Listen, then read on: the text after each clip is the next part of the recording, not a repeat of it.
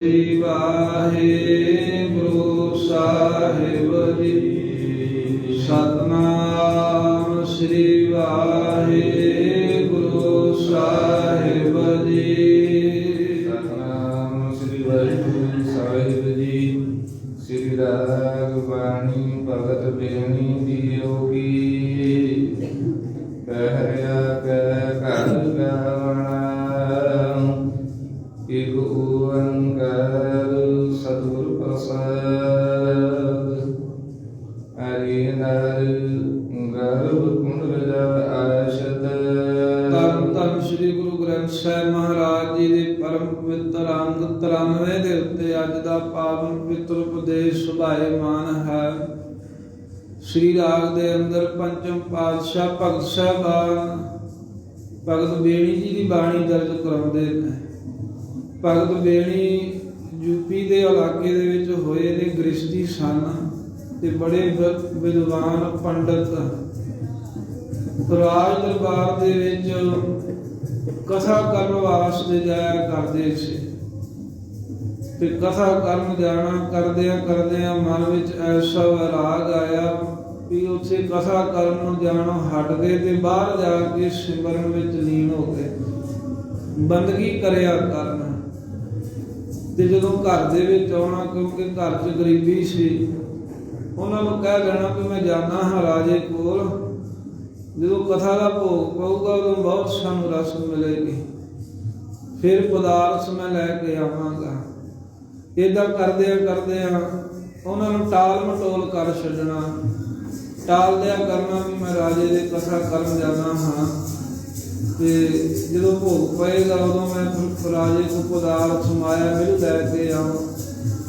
ਇੱਕ ਦਿਨ ਭਗਤ ਸਾਹਿਬ ਜੀ ਦੇ ਘਰ ਦੇ ਵਿੱਚ ਪੁੱਤਰ ਦਾ ਜਨਮ ਹੋਇਆ, ਤੇ ਪੁੱਤਰ ਦਾ ਜਦੋਂ ਜਨਮ ਹੋਇਆ ਬਹੁਤ ਘਰ ਦੇ ਵਿੱਚ ਗਰੀਬੀ ਸੀ। ਘਰ ਦੇ ਵਿੱਚ ਘਿਓ ਮਿੱਠਾ ਆਦਿ ਕੁਝ ਵੀ ਨਹੀਂ ਸੀ ਹੈਗਾ। ਤੇ ਭਗਤ ਸਾਹਿਬ ਜੀ ਦੀ ਇਹ ਗਰੀਬੀ ਦੀ ਜਿਹੜੀ ਹਾਲਤ, ਪਰ ਉਹਨਾਂ ਦਾ ਬੰਦਗੀ ਦੇ ਨਾਲੋਂ ਪ੍ਰੇਮ ਨਹੀਂ ਸੀ ਹਟਿਆ। ਬੰਦਗੀ ਦੇ ਵਿੱਚ ਉਸੇ ਤਰ੍ਹਾਂ ਪ੍ਰੇਮ ਲੱਗਾ ਰਿਹਾ। ਇੱਕ ਦਿਨ ਬੰਦਗੀ 'ਚ ਲੀਨ ਨੇ, ਧਿਆਨ ਦੇ ਵਿੱਚ ਹੀ ਮਹਾਰਾਜ ਸਾਹਿਬ ਦੇ ਪਰਮੇਸ਼ਰ ਦੇ ਚਰਨ ਪਕੜੇ ਨੇ। ਵਾਹਿਗੁਰੂ ਨੇ ਰਾਜੇ ਦਾ ਰੂਪ ਬਣਾ ਕੇ ਉਹਨਾਂ ਦੇ ਘਰੇ ਬਹੁਤ ਪਦਾਰਥ ਬੇਅੰਤੀ ਹਾਜ਼ਰ ਕਰ ਦਿੱਤੇ। ਕਹਿਣ ਲੱਗੇ ਕਿ ਹਜੇ ਕਥਾ ਦਾ ਮੱਧ ਹੋਇਆ ਹੈ, ਜਿਸ ਦਿਨ ਭੋਗ ਪਵੇਗਾ ਉਸ ਦਿਨ ਹੋਰ ਮਾਇਆ ਦੇ ਪਦਾਰਥ ਅਸੀਂ ਦੇ ਕੇ ਜਾਵਾਂਗੇ। ਇਸ ਤਰ੍ਹਾਂ ਪਦਾਰਥ ਘਰ 'ਚ ਦੇ ਕੇ ਤੇ ਆਪ ਭਗਤ ਸਾਹਿਬ ਜੀ ਬਾਹਰ, ਮਹਾਰਾਜ ਸਾਹਿਬ ਜੀ ਬਾਹਰ ਜਿੱਥੇ ਭਗਤ ਜੀ ਬੰਦਗੀ ਕਰ ਰਹੇ ਸਨ, ਉੱਥੇ ਉਹਨਾਂ ਦੇ ਲਾਗੇ ਜਾ ਕੇ ਖਲੋ ਗਏ ਪਰਮੇਸ਼ਰ ਜੀ। ਪਰ ਭਗਤ ਆਪਣਾ ਅੰਦਰ ਸਮਾਧੀ ਦੇ ਵਿੱਚ, ਬੰਦਗੀ ਦੇ ਵਿੱਚ ਲੀਨ ਬਾਹਰ ਆਏ, ਪਰਮੇਸ਼ਰ ਦੇ ਪ੍ਰਤੱਖ ਸਰੂਪ ਵੱਲ ਵੇਖਿਆ ਵੀ ਨਹੀਂ। ਫਿਰ ਵਾਹਿਗੁਰੂ ਨੇ ਆਪਣੇ ਸਰੂਪ ਦਾ ਧਿਆਨ ਅੰਦਰੋਂ ਤੋੜ ਦਿੱਤਾ। ਬੇਣੀ ਦੇ ਅੱਖਾਂ ਖੋਲੀਆਂ, ਬੇਬਲ ਹੋ ਕੇ ਸਾਹਮਣੇ ਵੇਖਿਆ, ਪਰਮੇਸ਼ਰ ਦੇ ਸਰੂਪ ਦੇ ਦਰਸ਼ਨ ਹੋਏ, ਚਰਨ ਪਕੜ ਲਏ। ਐਸੀ ਕਿਰਪਾ ਹੋਈ ਕਿ ਭਗਤ ਬੇਣੀ ਜੀ ਨੂੰ ਪੱਤੇ ਪੱਤੇ ਦੇ ਵਿੱਚੋਂ ਪਰਮੇਸ਼ਰ ਦੇ ਦਰਸ਼ਨ ਹੋਣ ਲੱਗ ਪਏ। ਸੋ ਐਸੀ ਉਹਨਾਂ ਦੇ ਉੱਪਰ ਬਖਸ਼ਿਸ਼ ਹੋਈ, ਐਸੀ ਉਹਨਾਂ ਨੇ ਬੰਦਗੀ ਕੀਤੀ। ਪਰਮੇਸ਼ਰ ਦੀ ਮਹਿਮਾ ਦੇ ਵਿੱਚ ਇਹ ਪਾਵਨ ਸ਼ਬਦ ਜੀਵ ਦੀ ਕਲਿਆਣ ਵਾਸਤੇ ਉਪਦੇਸ਼ ਦਿੰਦਿਆਂ ਹੋਇਆਂ ਉਚਾਰਿਆ। ਇੱਕ ਇਹਨਾਂ ਦਾ ਪ੍ਰੇਮੀ ਸੀ ਭਗਤ ਸਾਹਿਬ ਜੀ ਦਾ, ਇਹਨਾਂ ਨੂੰ ਆ ਕੇ ਕਹਿਣ ਲੱਗਾ, ਭਗਤ ਜੀ ਮਰ ਕੇ ਤਾਂ ਸਾਰੇ ਹੀ ਮੁਕਤ ਹੋ ਜਾਂਦੇ ਆ, ਤੁਸੀਂ ਕਹਿੰਦੇ ਰਹਿੰਦੇ ਹੋ ਨਾਮ ਜਪੋ, ਫਿਰ ਨਾਮ ਜਪਣ ਦਾ ਕੀ ਫਾਇਦਾ ਹੈ? ਤਾਂ ਉਹਦੀ ਇਸ ਐਸੀ ਮਨਮੁਖਤਾ ਵਾਲੀ ਜਿਹੜੀ ਗੱਲ ਸੁਣ ਕਰਕੇ ਇਹ ਭਗਤ ਬੇਣੀ ਜੀ ਨੇ ਉਪਦੇਸ਼ ਦਿੱਤਾ। ਜਿਵੇਂ ਰਾਜੇ ਭੁਪਿੰਦਰ ਸਿੰਘ ਪਟਿਆਲੇ ਵਾਲੇ ਨੇ, ਮਹਾਰਾਜ ਮਸਤੂਆਣੇ ਵਾਲੇ ਸੰਤ, ਉਹਨਾਂ ਨੂੰ ਕਹਿਣ ਲੱਗਾ, ਸੰਤ ਜੀ ਮੇਰੇ ਮਨ 'ਚ ਇੱਕ ਖਿਆਲ ਆਇਆ, ਅੰਤ ਜਿਹਾ ਗਦਾ ਤਿਹਾ ਸੰਤ। ਵੀ ਜਦੋਂ ਅੰਤ ਆਉਂਦਾ ਹੈ ਉਦੋਂ ਸੰਤ ਵੀ ਤੇ ਗਧੇ ਵੀ ਸਾਰੇ ਮਾਰੀ ਜਾਂਦੇ ਨੇ। ਤਾਂ ਉਸ ਵੇਲੇ ਫਿਰ ਮਹਾਂਪੁਰਖਾਂ ਨੇ ਉੱਤਰ ਦਿੱਤਾ ਸੀ ਕਿ ਭਾਵੇਂ ਸਭਨਾ ਸਹੁਰੇ ਵੰਜਣਾ ਸਭ ਮੁਕਲਾਵਣ ਹਾਰ, ਵੀ ਸਾਰਿਆਂ ਨੇ ਜਾਣਾ ਹੈ ਮਰ ਕੇ ਸੰਸਾਰ 'ਚ, ਮੌਤ ਨਾ ਮੁਕਲਾਵਾ ਸਭ ਦਾ ਆਉਣਾ ਹੈ। ਪਰ ਨਾਨਕ ਧੰਨ ਸੁਹਾਗਣੀ ਜਿਨ ਸਹਿ ਨਾਲ ਪਿਆਰ। ਉਹ ਧੰਨ ਨੇ ਮਹਾਂਪੁਰਖ ਸੁਹਾਗਣਾ ਜਿਨ੍ਹਾਂ ਦੇ ਪਰਮੇਸ਼ਰ ਨਾਲ ਪਿਆਰ ਹੈ, ਜਿਨ੍ਹਾਂ ਦਾ ਵਾਹਿਗੁਰੂ ਨਾਲ ਪਿਆਰ ਲੱਗਾ। ਧੰਤਾ ਜੋਗ ਤਾਂ ਫਿਰ ਉਹਨਾਂ ਨੂੰ ਕਿਹਾ ਜਾਣਾ ਹੈ ਨਾ, ਗਧਿਆਂ ਨੂੰ ਤਾਂ ਨਹੀਂ ਕਿਹਾ ਜਾਵੇਗਾ। ਇਹ ਚਰਨੀ ਪਿਆਰ ਸੀ ਫਿਰ ਮਹਾਂਪੁਰਖਾਂ ਦੇ। ਸੋ ਇਸੇ ਤਰ੍ਹਾਂ ਦਾ ਬੇੜੀ ਜੀ ਦੇ ਕੋਲ ਤਰਕ ਕੀਤਾ ਵੀ ਹੇ ਭਗਤ ਜੀ, ਜਦੋਂ ਬੰਦਾ ਮਰਦਾ ਹੈ ਉਦੋਂ ਮੁਕਤੀ ਤਾਂ ਹੋ ਹੀ ਜਾਂਦੀ ਹੈ, ਫਿਰ ਨਾਮ ਕਿਉਂ ਜਪਣਾ। ਤੇ ਸਰੀਰ ਦੀਆਂ 6 ਅਵਸਥਾਵਾਂ ਕਹਿ ਕੇ ਜਿਵੇਂ ਪਹਿਰੇ ਬਾਣੀ ਮਹਾਰਾਜ ਨੇ ਉਚਾਰੀ, ਇਸੇ ਤਰ੍ਹਾਂ ਇਹਦੇ ਵਿੱਚ ਜ਼ਿੰਦਗੀ ਰੂਪੀ ਰਾਤ ਦੇ 6 ਹਿੱਸੇ ਕਰਦੇ ਨੇ। ਇੱਕ ਮਾਤਾ ਦੇ ਉਦਰ ਦਾ, ਇੱਕ ਬਾਲਕ ਅਵਸਥਾ ਦਾ, ਦੂਸਰਾ, ਤੀਸਰਾ ਕਿਸ਼ੋਰ ਅਵਸਥਾ, ਚੌਥਾ ਜਵਾਨੀ ਅਵਸਥਾ, ਤੇ ਫਿਰ ਪੰਜਵਾਂ ਪ੍ਰੋਢਿਆ ਅਵਸਥਾ, ਤੇ ਛੇਵਾਂ ਜਿਹੜਾ ਹੈ ਮੌਤ ਦਾ ਗਰਭ ਅਵਸਥਾ ਇੱਕ ਹੋ ਗਈ, ਬਾਲ ਅਵਸਥਾ ਹੋ ਗਈ, ਕਿਸ਼ੋਰ ਅਵਸਥਾ ਹੋ ਗਈ, ਚੌਥੀ ਜਵਾਨੀ, ਤੇ ਪੰਜਵਾਂ ਪ੍ਰੌਢਿਆ, ਫਿਰ ਬੁਢੇਪੇ ਦੀ ਅਵਸਥਾ। ਇਸ ਤਰ੍ਹਾਂ 6 ਹਿੱਸੇ ਜ਼ਿੰਦਗੀ ਰੂਪੀ ਰਾਤ ਦੇ ਕਰਕੇ ਭਗਤ ਬੇਣੀ ਸਾਹਿਬ ਜੀ ਨੇ ਇਹ ਪਾਵਨ ਪਵਿੱਤਰ ਉਪਦੇਸ਼ ਬਖਸ਼ਿਆ ਹੈ। ਆਓ ਇਕਾਗਰਤਾ ਬਖਸ਼ੀਏ, ਕਿਉਂਕਿ ਸਤਿਗੁਰੂ ਮਹਾਰਾਜ ਸਾਹਿਬ ਜੀ ਕਿਰਪਾ ਕਰਨ, ਸ਼ਬਦ ਦੀ ਵਿਚਾਰ ਇਕਾਗਰਤਾ ਨਾਲ ਹੀ ਹੁੰਦੀ ਹੈ। ਭਾਵੇਂ ਆਵਾਜ਼ ਕਿਸੇ ਤਰ੍ਹਾਂ ਦੀ ਵੀ ਆਵੇ, ਕਰਾਂ ਧਿਆਨ ਖਿੰਡ ਪੁੰਡੀ ਜਾਂਦਾ ਹੈ। ਇਕਾਗਰਤਾ ਲੈਣ ਵਾਸਤੇ ਕੋਰਾਂ ਫਿਰ ਆਖੋ ਸਤਿਨਾਮ ਸ੍ਰੀ ਵਾਹਿਗੁਰੂ ਸਾਹਿਬ ਜੀ, ਸਤਿਨਾਮ ਸ੍ਰੀ ਵਾਹਿਗੁਰੂ ਸਾਹਿਬ ਜੀ। ਏਕ ਓੰਕਾਰ ਸਤਿਗੁਰ ਪ੍ਰਸਾਦ ਹਰਿ ਨਾਰ ਗਰਭ ਕੁੰਡਲ ਜਵਾ ਤਾਂ ਸ਼੍ਰੀ ਰਾਗ ਦੇ ਵਿੱਚ ਸ਼੍ਰੀ ਰਾਗ ਬਾਣੀ ਭਗਤ ਬੇਣੀ ਜੀ ਹੋ ਕੇ, ਭਗਤ ਬੇਣੀ ਸਾਹਿਬ ਜੀ ਦੀ ਬਾਣੀ ਮਹਾਰਾਜ ਸਾਹਿਬ ਸ਼੍ਰੀ ਰਾਗ ਵਿੱਚ 5ਵੇਂ ਪਾਤਸ਼ਾਹ ਦਰਜ ਕਰਾਉਂਦੇ ਨੇ। ਪਹਿਰਿਆ ਕੈ ਘਰ ਗਾਵਣਾ, ਇਸ ਸ਼ਬਦ ਨੂੰ ਕਹਿੰਦੇ ਨੂੰ ਕੀਰਤਨ ਚ ਰਾਗਾਂ 'ਚ ਪਾ ਕੇ ਗਾਉਣਾ ਹੈ। ਪਹਿਰੇ ਸ਼ਬਦ ਜਿਹੜੇ ਪਹਿਲੇ ਸਤਿਗੁਰੂ ਸਾਹਿਬ ਨੇ ਉਚਾਰੇ ਨੇ, ਉਹ ਪਹਿਲੇ ਘਰ ਦੇ ਵਿੱਚ ਮਹਾਰਾਜ ਨੇ ਉਚਾਰਿਆ ਹੈ। ਤੇ ਇੱਥੇ ਨਾਲ ਲਿਖ ਦਿੱਤਾ ਵੀ ਇਹਨੂੰ ਵੀ ਪਹਿਰਿਆਂ ਵਾਲੇ ਘਰ ਦੇ ਵਿੱਚ ਹੀ ਗਾਉਣਾ, ਭਾਵ ਕਿ ਪਹਿਲੇ ਘਰ ਸੁਰਤਾਲ ਦੇ ਅੰਦਰ ਇਸ ਸ਼ਬਦ ਦਾ ਗਾਇਨ ਕਰਨਾ ਹੈ। ਇੱਕ ਓੰਕਾਰ, 5ਵੇਂ ਪਾਤਸ਼ਾਹ ਮੰਗਲ ਲਿਖਾਉਂਦੇ ਨੇ ਪਹਿਲਾਂ, ਵਾਹਿਗੁਰੂ ਇੱਕ ਅਦੁੱਤੀ ਬ੍ਰਹਮ ਓੰਕਾਰ ਸਭ ਦਾ ਪ੍ਰਕਾਸ਼ਕ ਹੈ, ਸਤਿ ਕਾਲ ਆਬਾਦ ਹੈ, ਗੁਰ ਪ੍ਰਸਾਦ, ਗੁਰ ਚੇਤਨ ਸਰੂਪ ਹੈ, ਪ੍ਰਸਾਦ ਆਨੰਦ ਸਰੂਪ ਹੈ। ਜੋ ਸਤਿਗੁਰਾਂ ਦੀ ਪ੍ਰਸਾਦ ਕਿਰਪਾ ਨਾਲ ਵਾਹਿਗੁਰੂ ਪ੍ਰਾਪਤ ਹੁੰਦਾ ਏ। ਮਹਾਰਾਜ ਸਾਹਿਬ ਜੀ ਬੇਣੀ ਜੀ ਕਹਿੰਦੇ ਰੇ, ਹੇ ਨਾਰੋ ਜੀਵ, ਮਨੁੱਖ ਨੂੰ ਸੰਬੋਧਨ ਹੋਵੇਗਾ ਸਾਰੇ ਸ਼ਬਦ ਦੇ ਵਿੱਚ ਵੀ ਜਦੋਂ ਤੂੰ ਮਾਤਾ ਦੇ ਗਰਭ ਦੇ ਵਿੱਚ ਕੁੰਡਲ ਅਗਨੀ ਦੇ ਗੋਲਾਕਾਰ ਘੇਰੇ ਦੇ ਵਿੱਚ ਜਬ ਆਸ਼ਤ ਜਦੋਂ ਆ ਕੇ ਪਿਆ ਹੋਇਆ ਸੀ, ਭਾਵ ਕਿ ਮਾਤਾ ਦੇ ਗਰਭ ਵਿੱਚ ਪਏ ਹੋਏ ਦੇ ਤੇਰੇ 4 ਸਫੇਰੇ, ਕਹਿੰਦੇ ਵੀ ਜਠਰਾ ਅਗਨੀ ਨੇ ਤੈਨੂੰ ਘੇਰਿਆ ਹੋਇਆ ਸੀ। ਐਸੀ ਜਠਰਾ ਅਗਨੀ ਜਦੋਂ ਮਾਤਾ ਦੇ ਖਾਧੇ ਹੋਏ ਰੋੜ ਵੀ ਭਸਮ ਹੋ ਜਾਣ, ਜਦੋਂ ਤੂੰ ਅੱਗ ਦੇ ਕੁੰਡਲ ਦੇ ਵਿੱਚ ਪਿਆ ਹੋਇਆ ਸੀ ਮਾਂ ਦੇ ਉਦਰ ਅੰਦਰ, ਤੇ ਮਾਤਾ ਦੇ ਗਰਭ ਦੇ ਵਿੱਚ ਉਰਦ ਪੁੱਠਾ ਲਟਕਿਆ ਹੋਇਆ ਸੀ, ਤੇ ਪੁੱਠਾ ਲਟਕਿਆ ਸੀ ਦੁੱਖ ਦੀ ਹਾਲਤ ਦੇ ਵਿੱਚ ਵੀ ਇਹ ਦੁੱਖਾਂ ਤੋਂ ਮਹਾਰਾਜ ਮੈਨੂੰ ਕੱਢ ਲਵੋ। ਧਿਆਨ ਲਿਵ ਲਾਗਾ, ਪਰਮੇਸ਼ਰ ਨਾਲ ਧਿਆਨ ਲਾ ਕੇ ਆਪਣੀ ਲਿਵ ਬਿਰਤੀ ਨਾਲ ਜੁੜਿਆ ਹੋਇਆ, ਉਦੋਂ ਕਹਿੰਦੇ ਵਾਹਿਗੁਰੂ ਵਿੱਚ ਜੁੜਿਆ ਸੀ। ਤਾਂ ਜਾਂ ਉਰਦ ਨਾਮ ਹੈ, ਜੋ ਉਰਦ ਰੂਪ ਸਭ ਤੋਂ ਉੱਚਾ ਪਰਮੇਸ਼ਰ ਹੈ। ਉਰਦ ਧਿਆਨ ਭਾਵ ਉੱਚੇ ਧਿਆਨ ਚ ਵਾਹਿਗੁਰੂ ਦੇ ਧਿਆਨ ਦੇ ਵਿੱਚ ਲਿਵ ਲਾ ਕੇ ਤੂੰ ਲੱਗਾ ਹੋਇਆ ਸੀ। ਮਿਰਤਕ ਪਿੰਡ ਪਦ ਮਦਨਾ ਅਹ ਨਿਸ, ਮਿਰਤਕ ਪਿੰਡ ਪਦ ਮਦਨਾ ਅਹ ਨਿਸ, ਮਦਨਾ ਪਾਠ ਇਕੱਠਾ ਹੀ ਕਰਨਾ ਮੁੱਖ ਰੂਪ ਦੇ ਵਿੱਚ, ਦੂਜਾ ਪਾਠ ਮਦਨਾ ਵੱਖ-ਵੱਖ ਵੀ ਕਰਦੇ ਨੇ। ਦਮਦਮਾ ਸਾਹਿਬ ਇਹ ਵਾਲੀ ਬੀੜ ਦੇ ਵਿੱਚ ਮਦਨਾ ਹੀ ਪਾਠ ਮੁੱਖ ਹੈ। ਤੇ ਭਗਤ ਬੇਣੀ ਜੀ ਕਹਿੰਦੇ ਨੇ ਮਿਰਤਕ ਪਿੰਡ, ਜਦੋਂ ਮਾਤਾ ਦੇ ਉਦਰ ਦੇ ਵਿੱਚ ਜਿਹੜਾ ਪਿੰਡ ਤੇਰਾ ਜਿਹੜਾ ਸਰੀਰ ਹੈ ਨਾ, ਇਹ ਮਿਰਤਕ ਮੁਰਦੇ ਦੀ ਨਿਆਈ ਸੀ, ਭਾਵ ਜੜ ਸੀ, ਸਰੀਰ ਕਰਕੇ ਤਾਂ ਨਹੀਂ ਸੀ ਕੋਈ ਹਰਕਤ ਕਰਦਾ।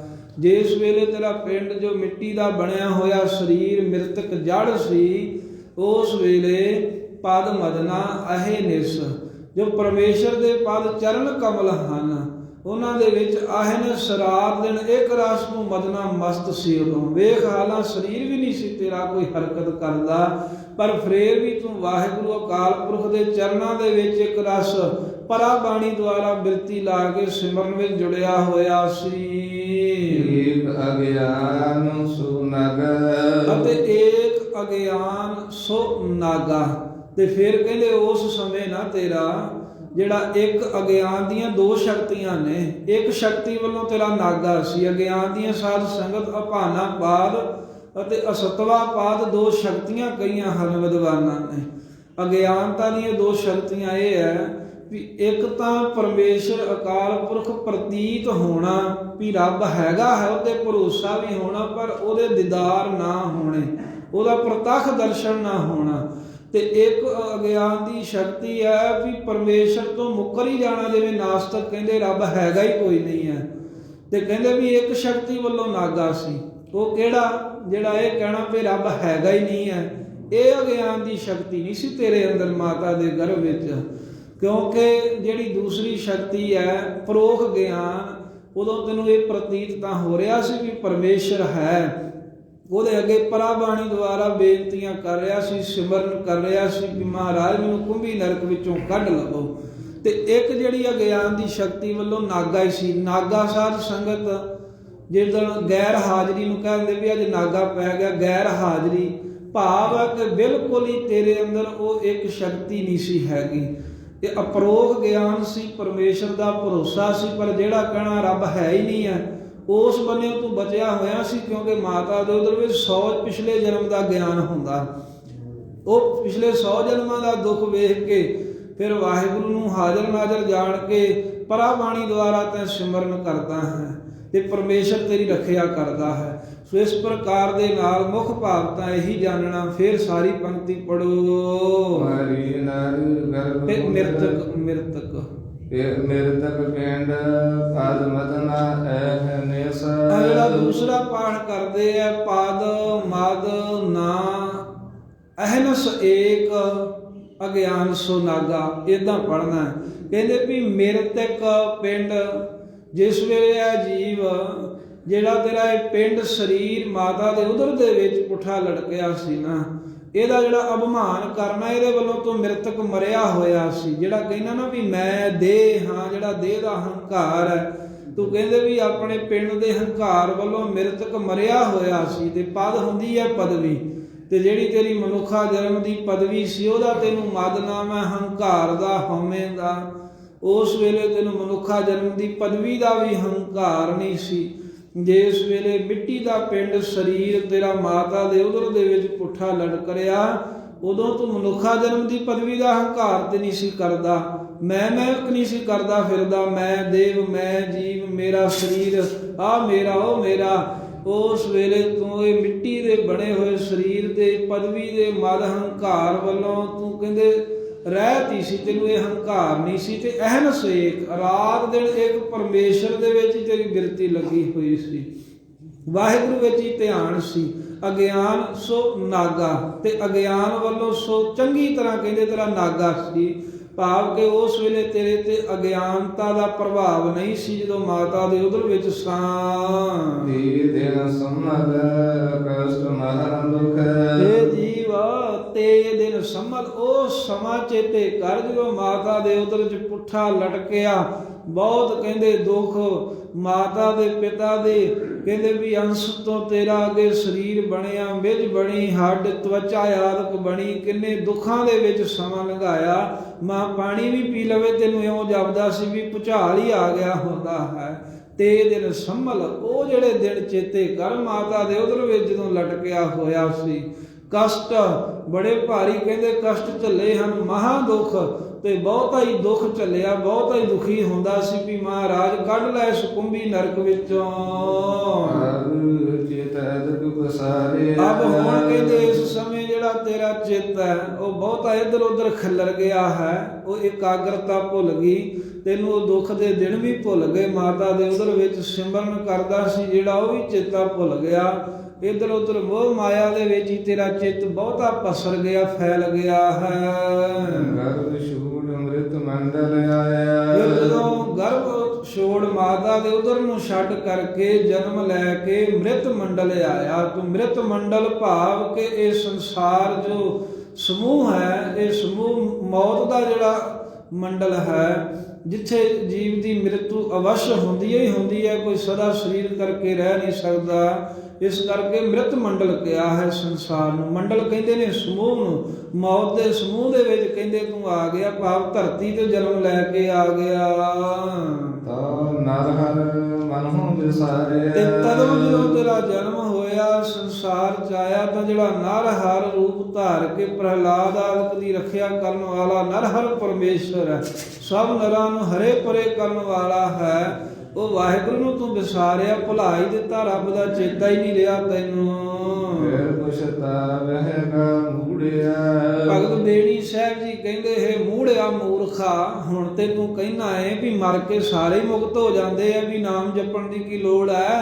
ਕਹਿੰਦੇ ਵੀ ਫਿਰ ਪਛਤਾਵੇਂਗਾ ਮੂੜਿਆ, ਹੈ ਮੂਰਖਾ ਜੇ ਹੁਣ ਤੂੰ ਨਾਮ ਨਾ ਜਪਿਆ, ਫਿਰ ਪਛਤਾਤਾਪ ਵੀ ਪੱਲੇ ਰਹਿ ਜਾਊਗਾ, ਫਿਰ ਦੁਖੀ ਹੋਵੇਂਗਾ ਵੀ ਮੈਂ ਕਾਹਤੋਂ ਐਵੇਂ ਜ਼ਿੰਦਗੀ ਵਿਸ਼ੇ ਵਿਕਾਰਾਂ ਭੋਗਾਂ ਚ ਲੰਘਾ ਦਿੱਤੀ ਸਾਰੀ, ਨਾਮ ਕਿਉਂ ਨਹੀਂ ਜਪਿਆ।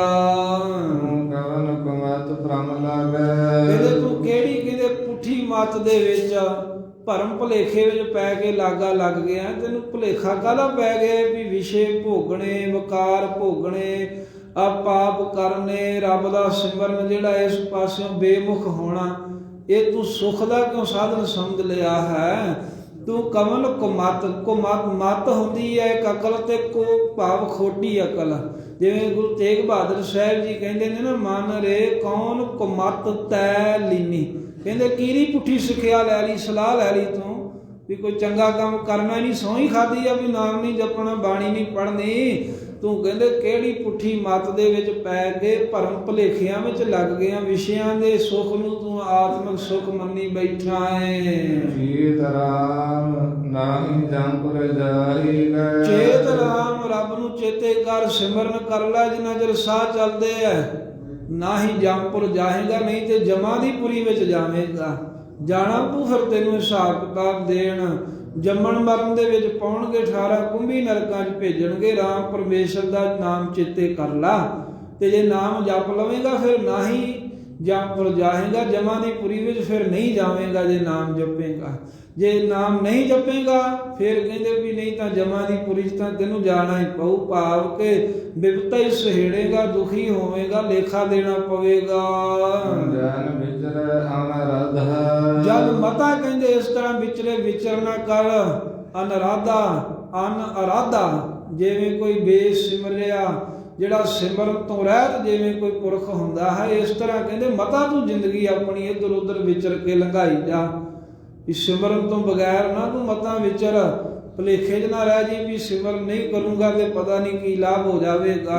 ਕਹਿੰਦੇ ਫਿਰ ਤੂੰ ਜਮਾਂ ਦੀ ਮਾਰ ਸਹੇੜੇਗਾ।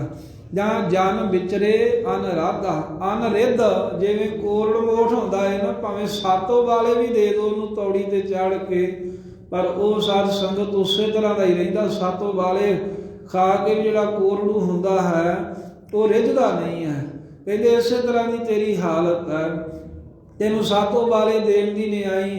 ਸਭ ਧਰਮ ਗ੍ਰੰਥਾਂ ਦੇ ਕਹਿੰਦੇ ਵੀ 7-7 ਵਾਰ ਉਪਦੇਸ਼ ਦੇ ਕੇ ਸਮਝਾ ਲਈਏ, ਇੱਕ ਗੱਲ ਨੂੰ 7-7 ਵਾਰ ਵੀ ਕਹਿ ਦਈਏ ਵੀ ਨਾਮ ਜਪ, ਨਾਮ ਜਪ, ਨਹੀਂ ਤੇ ਜਮਾਦੀਪੁਰੀ 'ਚ ਜਾਏਗਾ। ਕਹਿੰਦੇ ਫੇਰ ਵੀ ਤੇਰਾ ਜਿਹੜਾ ਮਨ ਹੈ ਨਾ ਉਹ ਪਰਮੇਸ਼ਰ ਦੇ ਆਰਾਧਨ ਤੋਂ ਅਨਰਹਿਤ ਹੀ ਰਹਿੰਦਾ ਹੈ, ਜਾਂ ਅਨਆਰਾਧਾ, ਅਨ ਹੋਰ ਦੇਵੀ ਦੇਵਤਿਆਂ ਨੂੰ ਤੂੰ ਕਹਿੰਦੇ ਮਤਾਂ ਆਰਾਧਨ ਦੇ ਵਿੱਚ ਵਿਚਰਨਾ ਕਰ। ਸਿਮਰਨ ਕਰਨਾ ਹੈ ਤਾਂ ਪਰਮੇਸ਼ਰ ਦਾ ਕਰ, ਨਹੀਂ ਤੇ ਜਮਾਦੀਪੁਰੀ ਵਿੱਚ ਜਾਣਾ ਕਰੇਗਾ। ਵਿਸ਼ਰਾਮ ਦੇ ਕੇ ਭਗਤ ਸਾਹਿਬ ਜੀ ਕਿਰਪਾ ਕਰਦੇ ਹਨ। ਚਿੰਦ ਰਸ ਲਾਗੈ। ਅਤੇ ਫੇਰ ਦੂਸਰੀ ਅਵਸਥਾ ਕਹਿੰਦੇ ਆ, ਪਹਿਲੀ ਗਰਭ ਅਵਸਥਾ ਕਹਿ, ਦੂਸਰੀ ਬਾਲ ਬਨੋਦ। ਕਹਿੰਦੇ ਜਦੋਂ ਬਾਲਕ ਅਵਸਥਾ ਆਈ ਤੇਰੇ ਤਾਂ ਬਨੋਦ ਕੀ ਹੁੰਦੇ, ਕੌਤਕ ਕਰਨੇ, ਖੇਡਾਂ ਕਰਨੀਆਂ। ਬਾਲ ਅਵਸਥਾ ਦੀਆਂ ਖੇਡਾਂ ਵਿੱਚ ਪਰਚ ਗਿਆ ਜੀਵ ਤੈਂ, ਤੇ ਹੋਰ ਮਾਈ ਬਾਪ ਸਭ ਤੇਰੇ ਕੌਤਕ ਬਨੋਦ ਵੇਖ ਵੇਖ ਕੇ ਉਹ ਵੀ ਖੁਸ਼ ਹੁੰਦੇ ਹਨ ਵੀ ਸਾਡਾ ਬੱਚਾ ਖੇਡਦਾ ਹੈ। ਬਾਲ ਬਨੋਦ, ਚਿੰਦ ਨਾਮ ਹੁੰਦਾ ਚਿਤਵਣੀ ਦਾ। ਬਾਲ ਅਵਸਥਾ ਦੀਆਂ ਖੇਡਾਂ ਦੀਆਂ ਚਿਤਵਣੀਆਂ 'ਚ ਲੱਗਾ ਹੈ ਵੀ ਅੱਜ ਮੈਂ ਆਹ ਖੇਡ ਖੇਡੂੰਗਾ, ਅੱਜ ਮੈਂ ਆਹ ਖੇਡ ਖੇਡੂੰਗਾ, ਅੱਜ ਮੈਨੂੰ ਆਹ ਖਿਡੌਣਾ ਲੈ ਕੇ ਦਿਓ, ਅੱਜ ਮੈਨੂੰ ਇੱਥੇ ਖੜਾ ਕੇ ਲੈ ਆਓ। ਕਹਿੰਦੇ ਬਾਲਕ ਅਵਸਥਾ ਦੇ ਵਿੱਚ ਤਾਂ ਫਿਰ ਉਹ ਬਾਲਕ ਅਵਸਥਾ ਦੇ ਬਨੋਦ ਚੋਜ ਖੇਡਾਂ ਵਿੱਚ ਰਚ ਮਿਚ ਗਿਆ, ਅਤੇ ਚਿੰਦ ਰਸ ਲਾਗਾ। ਫਿਰ ਬਾਲਕ ਅਵਸਥਾ ਤੋਂ ਅੱਗੇ ਆ ਗਈ ਕਿਸ਼ੋਰ ਅਵਸਥਾ। ਜੋ 12 ਵਰਿਆਂ ਤੋਂ ਬਾਅਦ ਸ਼ੁਰੂ ਹੁੰਦੀ ਹੈ ਤੇ 16 ਵਰਿਆਂ ਤੀਕ 18 ਤੋਂ ਵੀ ਮੰਨੀ ਹੈ ਕਈਆਂ ਨੇ। ਕਹਿੰਦੇ ਵੀ ਉਹ ਕਿਸ਼ੋਰ ਅਵਸਥਾ ਵਿੱਚ ਤੈਨੂੰ ਹੋਰ ਹੀ ਚਿੰਤ ਚਿਤਵਣੀ ਲੱਗ ਗਈ। ਉਹ ਕਿਹੜੀ? ਰਸ ਲੱਗਾ, ਰਸਾਂ ਦੇ ਚਸਕੇ ਲੱਗ ਗਏ ਵੀ ਆਹ ਵੀ ਖਾ ਲਾਂ, ਆਹ ਵੀ ਖਾ ਲਾਂ, ਮੈਨੂੰ ਅੱਜ ਆਹ ਪਦਾਰਥ ਲੈ ਕੇ ਦਿਓ। ਕਿਸ਼ੋਰ ਅਵਸਥਾ ਆਉਣ ਦੇ ਨਾਲ ਹੀ ਕਈ ਤਰ੍ਹਾਂ ਦੇ ਰਸਾਂ ਦੇ ਵਿੱਚ ਲੱਗ ਗਿਆ ਤੂੰ ਚਿਤਵਨੀਆਂ 'ਚ। ਖਿਲ ਖਿਲ ਕਾਲ, ਜਿੰਨੇ ਕੁ ਸਮੇਂ 'ਚ ਅੱਖ ਝਮਕੀਦੀ ਹੈ ਨਾ, ਇਹਨੇ ਥੋੜ੍ਹੇ ਸਮੇਂ ਨੂੰ ਖਿਣ ਕਹਿੰਦੇ ਹਨ। ਕਹਿੰਦੇ ਇਹ ਪਲਕਾਂ ਦੇ ਝਮਕਣ ਦੇ ਥੋੜ੍ਹੇ ਥੋੜ੍ਹੇ ਸਮੇਂ ਦੇ ਵਿੱਚ ਵੀ ਮੋਹੇ ਵਿਆਪੇ, ਮੋਹ ਦੇ ਵਿੱਚ ਵਿਆਪ ਗਿਆ, ਮੋਹ ਦਾ ਤੇਰੇ ਉੱਤੇ ਪ੍ਰਭਾਵ ਪੈ ਗਿਆ। ਇਹ ਮੇਰੀ ਮਾਂ ਹੈ, ਪਿਤਾ ਹੈ, ਭੈਣ ਹੈ, ਭਾਈ ਹੈ, ਤੈਨੂੰ ਵੀ ਮੋਹ ਲੱਗ ਗਿਆ, ਸੰਬੰਧੀਆਂ ਨੂੰ ਵੀ ਮੋਹ ਲੱਗ ਗਿਆ ਵੀ ਇਹ ਖੇਡਾਂ ਕਰਦਾ ਏ, ਇਹ ਖਾਣ ਨੂੰ ਮੰਗਦਾ ਏ, ਸਾਡਾ ਬੱਚਾ ਏ, ਸਾਡਾ ਲਾਲ ਏ, ਅਸੀਂ ਇਹਦੀਆਂ ਖਾਸ਼ਾਂ ਪੂਰੀਆਂ ਕਰਨੀਆਂ ਹਨ। ਕਹਿੰਦੇ ਵੀ ਮੋਹ ਦੇ ਵਿੱਚ ਹੀ ਖਿਨ ਖਿਨ ਕਾਲ ਲੱਗ ਗਿਆ। ਇਸੇ ਤਰ੍ਹਾਂ ਤੇਰੀ ਕਿਸ਼ੋਰ ਅਵਸਥਾ ਲੰਘ ਗਈ। ਜਦੋਂ ਕਿਸ਼ੋਰ ਅਵਸਥਾ ਦਾ ਓੜਕ ਆ ਗਿਆ ਨਾ, ਜਵਾਨੀ ਦੇ ਨੇੜੇ ਪਹੁੰਚ ਗਿਆ ਤੇ ਹੈ ਹਾਲਾਂ ਕਿਸ਼ੋਰ ਅਵਸਥਾ ਹੀ। ਭਗਤ ਬੇੜੀ ਸਾਹਿਬ ਜੀ ਕਹਿੰਦੇ ਰਸਾਂ ਨੇ ਹੋਰੋਂ ਬਾਲਾ ਮਾਰਿਆ। ਰਸ ਮਿਸ, ਮਿਸ ਨਾਮ ਹੈ ਬਹਾਨੇ ਦਾ।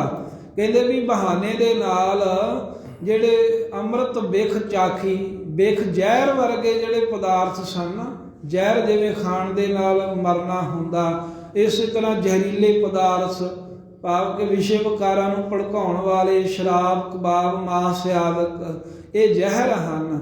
ਤੇ ਅੰਮ੍ਰਿਤ ਦੇ ਭੁਲੇਖੇ ਭਾਵ ਕਿ ਇਹਨਾਂ ਨੂੰ ਅੰਮ੍ਰਿਤ ਸਮਝ ਕੇ ਵੀ ਇਹੀ ਅੰਮ੍ਰਿਤ ਹੈ, ਬਹਾਨੇ ਦੇ ਨਾਲ ਮੇਦ ਇਹਨਾਂ ਜ਼ਹਿਰ ਵਰਗੀਆਂ ਪਦਾਰਥਾਂ ਨੂੰ, ਸ਼ਰਾਬ ਆਦਿਕ ਨੂੰ, ਹੋਰ ਮਾਸ ਆਦਿਕ ਨੂੰ ਮੇਦ ਪਵਿੱਤਰ ਸਮਝ ਕਰਕੇ ਖਾਣ ਲੱਗ ਪਿਆ। ਵੀ ਕਹਿੰਦਾ ਸਭ ਕੁਝ ਚੰਗਾ ਹੀ ਹੁੰਦਾ ਹੈ, ਸਭ ਕਹਿੰਦਾ ਹਜਮ ਹੀ ਹੈ, ਖਾਣ ਨੂੰ ਹੀ ਬਣਿਆ ਹੈ, ਖਾਣ ਨੂੰ ਹੀ ਬਣਾਇਆ ਰੱਬ ਨੇ, ਪੀਣ ਨੂੰ ਹੀ ਬਣਾਇਆ। ਇੱਦਾਂ ਦੇ ਬਹਾਨੇ ਬਣਾ ਕੇ ਜ਼ਹਿਰ ਨੂੰ ਅੰਮ੍ਰਿਤ ਬਣਾ ਕੇ ਵੀ ਅੰਮ੍ਰਿਤ ਹੀ ਹੈ, ਵੀ ਇਹ ਪੀ ਲੈਣੀ ਚਾਹੀਦੀ ਹੈ, ਮਾਸ ਖਾ ਹੀ ਲੈਣਾ ਚਾਹੀਦਾ ਹੈ। ਜਿਵੇਂ ਡਾਕਟਰ ਕਹਿ ਦਿੰਦੇ ਵੀ ਥੋੜ੍ਹੀ ਇਹ ਪੀਣੀ ਜਿਹੜੀ ਇਹ ਠੀਕ ਹੀ ਹੁੰਦੀ ਹੈ, ਇਹ ਬਹਾਨਾ ਬਣਾ ਲੈਂਦਾ। ਕਹਿੰਦਾ ਉਹ ਨਸ਼ਾ ਨਾ ਕਰੇ, ਦਵਾਈ ਜਿੰਨੀ ਪੀ ਲਵੇ ਕਹਿੰਦੇ ਚੰਗੀ ਹੀ ਹੁੰਦੀ ਹੈ। ਇਸ ਤਰ੍ਹਾਂ ਮਹਾਰਾਜ ਜੀ ਕਹਿੰਦੇ ਵੀ ਇਸ ਬਹਾਨੇ ਬਣਾਉਂਦਾ ਹੈ ਫਿਰ ਰਸ ਚੱਖਣ ਦੇ ਵਾਸਤੇ, ਜਾਂ ਰਸ ਕਈ ਤਰ੍ਹਾਂ ਦੇ ਜਿਹੜੇ ਚਸਕੇ ਹਨ, ਮਿੱਠੇ ਰਸ ਆਦਿਕ ਤੇ ਮਿਸ, ਹੋਰ ਮਿਲੇ ਹੋਏ ਕਸੈਲੇ ਆਦਿਕ, ਲੂਣ ਵਾਲੇ ਜਿਹੜੇ ਰਸ ਹਨ, ਮੇਦੇ ਕੱਢ ਕੇ ਖਾਣੇ ਭਾਵ ਕਿ ਜੀਵਾਂ ਦਾ ਮਾਸ ਖਾਣਾ। ਮੇਦ ਸ਼ਰਾਬ ਨੂੰ ਵੀ ਕਹਿੰਦੇ ਆ, ਸ਼ਰਾਬ ਆਦਿਕ ਰਸ ਜਾਂ ਮੇਦ ਜੀਵਾਂ ਦਾ ਮਾਸ ਆਦਿਕ, ਉਹਨਾਂ ਦਾ ਮੇਦਾ ਕੱਢ ਕੱਢ ਕੇ ਖਾਣਾ। ਕਹਿੰਦੇ ਅੰਮ੍ਰਿਤ ਬਿਖ ਚਾਖੀ। ਇਸ ਤਰ੍ਹਾਂ ਜ਼ਹਿਰ ਨੂੰ ਹੀ ਅੰਮ੍ਰਿਤ ਸਮਝ ਕਰਕੇ ਖਾਣ ਲੱਗ ਪਿਆ। ਅੰਮ੍ਰਿਤ ਤਾਂ ਪਰਮੇਸ਼ਰ ਦਾ ਨਾਮ ਸੀ, ਉਹ ਨਾਮ ਦਾ ਰਸ ਨਹੀਂ ਚਖਿਆ। ਹੋਰ ਸ਼ਰਾਬ ਕਬਾਬ ਖਾਣ ਦੇ ਵਿੱਚ ਲੱਗ ਗਿਆ, ਬਹਾਨਾ ਬਣਾ ਕੇ। ਕਹਿੰਦੇ ਵੀ ਬੱਚੇ ਦਾ ਸਰੀਰ ਕਾਇਮ ਹੋ ਜਾਊਗਾ, ਸਰੀਰ 'ਚ ਬਲ ਆ ਜਾਊਗਾ, ਕਹਿੰਦੇ ਵੀ ਰੋਗ ਨਹੀਂ ਕੋਈ ਰਹਿੰਦਾ ਦਵਾਈ ਜਿੰਨੀ ਪੀ ਲਈਏ ਤਾਂ। ਤੇ ਇੱਦਾਂ ਦੇ ਬਹਾਨੇ ਬਣਾ ਬਣਾ ਕੇ ਜ਼ਹਿਰ ਹੀ ਅੰਮ੍ਰਿਤ ਸਮਝ ਕੇ ਪੀਣ ਲੱਗ ਪਿਆ। ਤੇ ਫਿਰ ਮਹਾਰਾਜ ਕਹਿੰਦੇ ਖਾਧਾ ਪੀਤਾ ਜਿਹੜਾ ਸੀ ਵਿਕਾਰਾਂ ਦੇ ਭੜਕਾਉਣ ਵਾਲਾ, ਇਹਦਾ ਰਿਜ਼ਲਟ ਕੀ ਨਿਕਲਿਆ ਵੀ ਜਿਹੜੇ ਪੰਜ ਸੀ ਨਾ, ਕਾਮ, ਕ੍ਰੋਧ, ਲੋਭ, ਮੋਹ, ਹੰਕਾਰ, ਪੰਜ ਪ੍ਰਗਟ ਹੋ ਗਏ। ਫਿਰ ਅੰਦਰੋਂ ਬਾਲਕ ਅਵਸਥਾ 'ਚ ਵੀ ਉਹ ਸੁੱਤੇ ਸਨ ਪੰਜੇ, ਕਿਸ਼ੋਰ ਅਵਸਥਾ ਵਿੱਚ ਵੀ ਉਹਨਾਂ ਦਾ ਜ਼ੋਰ ਨਹੀਂ ਸੀ ਪੈਂਦਾ ਵਿਕਾਰਾਂ ਦਾ। ਹੁਣ ਕਿਸ਼ੋਰ ਅਵਸਥਾ ਦਾ ਜਦੋਂ ਅਖੀਰ ਆ ਗਿਆ, ਫਿਰ ਜਵਾਨੀ ਆਰੰਭ ਹੋ ਗਈ। ਜਵਾਨੀ ਆਰੰਭ ਹੋਈ ਤਾਂ ਮਾੜੇ ਖਾਧੇ ਪੀਤੇ ਕਰਕੇ ਪੰਜ ਪ੍ਰਗਟ ਸੰਤਾਪੈ, ਪੰਜੇ ਕਾਮ ਕ੍ਰੋਧ ਆਦਿਕ ਤੇਰੇ ਅੰਦਰ ਪ੍ਰਗਟ ਹੋ ਗਏ ਤੇ ਸੰਤਾਪੇ ਸਤਾਉਣ ਲੱਗ ਪਏ। ਫਿਰ ਵਿਕਾਰ ਦੁਖੀ ਕਰਦੇ ਆ, ਸੰਗ ਭਲੀ ਪ੍ਰਕਾਰ ਤਾਪੇ ਤਾਉਂਦੇ ਹਨ, ਵਿਕਾਰ ਭੋਗਣ ਦੇ ਵਾਸਤੇ ਪ੍ਰੇਰਨਾ ਕਰਦੇ ਹਨ ਚੜ੍ਹਦੀ ਜਵਾਨੀ ਵਿੱਚ।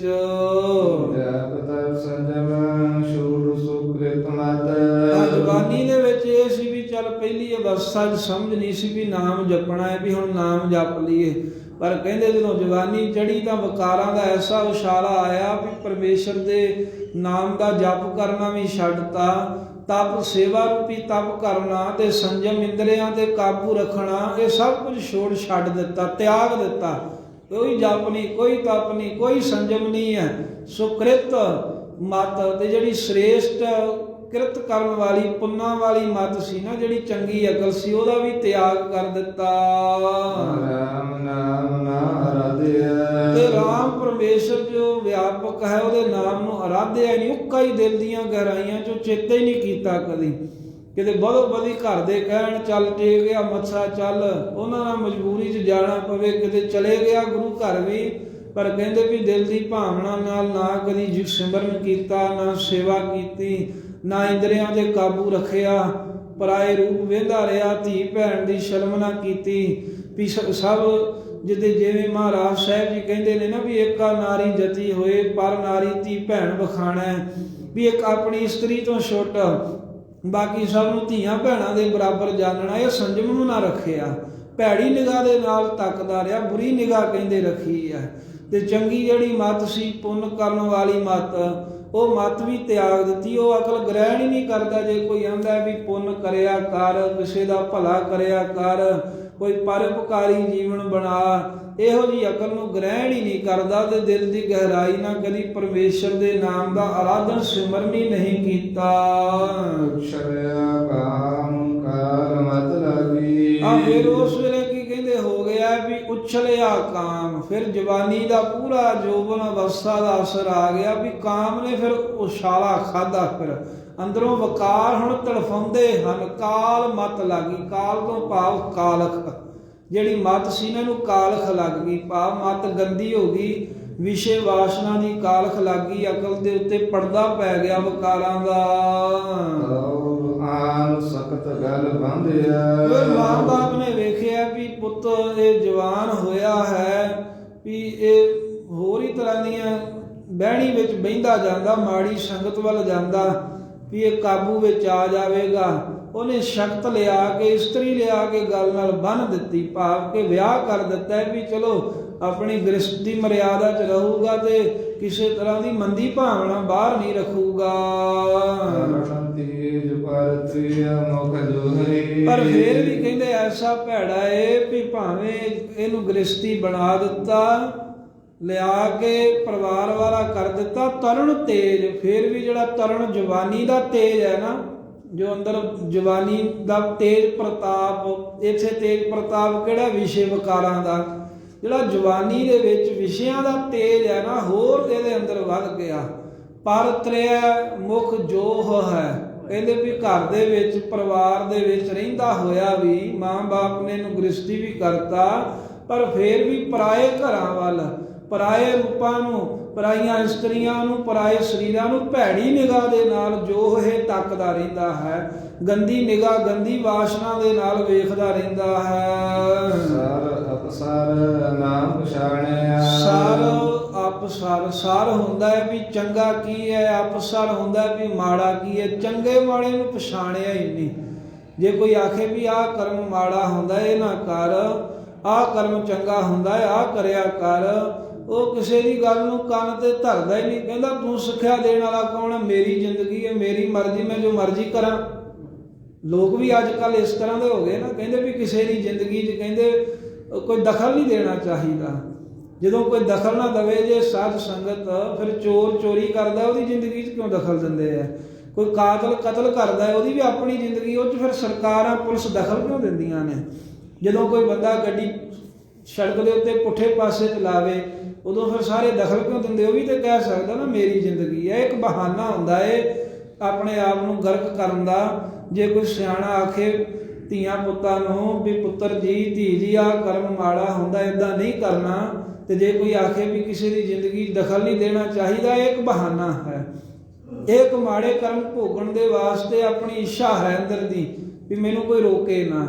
ਅਸਲ ਦੇ ਵਿੱਚ ਨਿਯਮ 'ਚ ਹੀ ਚੱਲਣਾ ਜੀਵਨ ਹੈ। ਜਿਹੜਾ ਨਿਯਮ 'ਚ ਨਹੀਂ ਚੱਲਦਾ, ਹੁਣ ਜੰਗਲ ਦੇ ਵਿੱਚ ਪਸ਼ੂ ਰਹਿੰਦੇ, ਉਹਨਾਂ ਦਾ ਕੋਈ ਨਿਯਮ ਨਹੀਂ ਹੈ, ਤੇ ਉਹ ਜਿੱਧਰ ਨੂੰ ਮਰਜ਼ੀ ਜਾਣ, ਜੋ ਜਿੱਥੇ ਮਰਜ਼ੀ ਬਹਿਣ, ਜਿੱਥੇ ਮਰਜ਼ੀ ਸਰੀਰ ਦੀ ਕਿਰਿਆ ਕਰਦੇ ਨੇ, ਉਹ ਵਿਸ਼ਟਾ ਕਰਨ, ਜਿੱਥੇ ਮਰਜ਼ੀ ਉਹ ਆਪਣੇ ਸਰੀਰ ਦੇ ਵਿੱਚੋਂ ਜੋ ਕਿਰਿਆ ਕਰਨੀ ਹੈ, ਕਾਮ ਭੋਗਦੇ ਨੇ, ਰਹਿਣਾ ਸੌਣਾ ਖਾਣਾ ਉੱਥੇ ਖਾਈ ਜਾਂਦੇ ਆ, ਉੱਥੇ ਵਿਸ਼ਟਾ ਯਾਦ ਕਰੀ ਜਾਂਦੇ ਆ। ਉਹ ਮਰਿਆਦਾ 'ਚ ਨਹੀਂ ਹੈ। ਮਨੁੱਖ ਦੇ ਵਾਸਤੇ ਪਰਮੇਸ਼ਰ ਨੇ ਨਿਯਮ ਬਣਾਏ ਆ। ਹੁਣ ਆਪਾਂ ਸੌਂਦੇ ਆ, ਵੇਖਦੇ ਆ ਵੀ ਸਾਫ਼ ਥਾਂ 'ਤੇ ਸੋਈਏ, ਖਾਣੇ ਆਪਣੀ ਲੋੜ ਮੁਤਾਬਕ, ਤੇ ਗੰਦਗੀ ਆਦਿਕ ਹੁੰਦਾ ਹੈ ਮਨ ਵਿੱਚ ਵੀ ਦੂਰ ਹੀ ਹੋਵੇ, ਕੋਈ ਗੰਦੀ ਬਦਬੂ ਨਾ ਆਵੇ, ਫਿਰ ਨੰਗੇਜ ਢੱਕਦੇ ਆ। ਇਹ ਨਿਯਮ ਹੈ ਸਾਰਾ। ਪਸ਼ੂ ਜਿਹੜੇ ਨੇ ਉਹਨਾਂ ਨੂੰ ਕੱਪੜੇ ਪਾਉਣ ਦੀ ਵੀ ਕੋਈ ਲੋੜ ਨਹੀਂ ਹੈ। ਤੇ ਜੇ ਬੰਦਾ ਬੇਮਰਿਆਦਾ ਹੀ ਰਵੇ ਫਿਰ ਪਸ਼ੂ ਹੀ ਬਣਿਆ ਰਵੇ, ਡੰਗਰ ਹੀ ਬਣਿਆ ਰਵੇ, ਫਿਰ ਮਨੁੱਖ ਜਨਮ ਲੈਣ ਦਾ ਕੀ ਫਾਇਦਾ ਹੈ। ਮਨੁੱਖ ਨੂੰ ਤਾਂ ਨਿਯਮ 'ਚ ਚੱਲਣਾ ਪਊਗਾ, ਇਹਨੂੰ ਤਾਂ ਖਾਣ ਪੀਣ ਬੈਠਣ ਖਲੋਣ ਹਰ ਇੱਕ ਚੀਜ਼ ਵੇਖਣੀ ਪਵੇਗੀ। ਫਿਰ ਮੰਨਣਾ ਪਊ ਵੀ ਜੇ ਮਾਪੇ ਜਾਂ ਮਾਂ ਬਾਪ ਜਾਂ ਬਜ਼ੁਰਗ ਕਹਿੰਦੇ ਆ ਵੀ ਆਹ ਕਰਮ ਨਹੀਂ ਕਰਨਾ, ਆਹ ਅਵਾਰਾਗਰਦੀ ਨਹੀਂ ਕਰਨੀ, ਪੁੱਠੇ ਪਾਸੇ ਨਹੀਂ ਜਾਣਾ, ਫਿਰ ਉਹ ਗੱਲ ਮੰਨਣੀ ਪਊਗੀ, ਤਾਂ ਫਿਰ ਸੁਚੱਜਾ ਜੀਵਨ ਹੈ।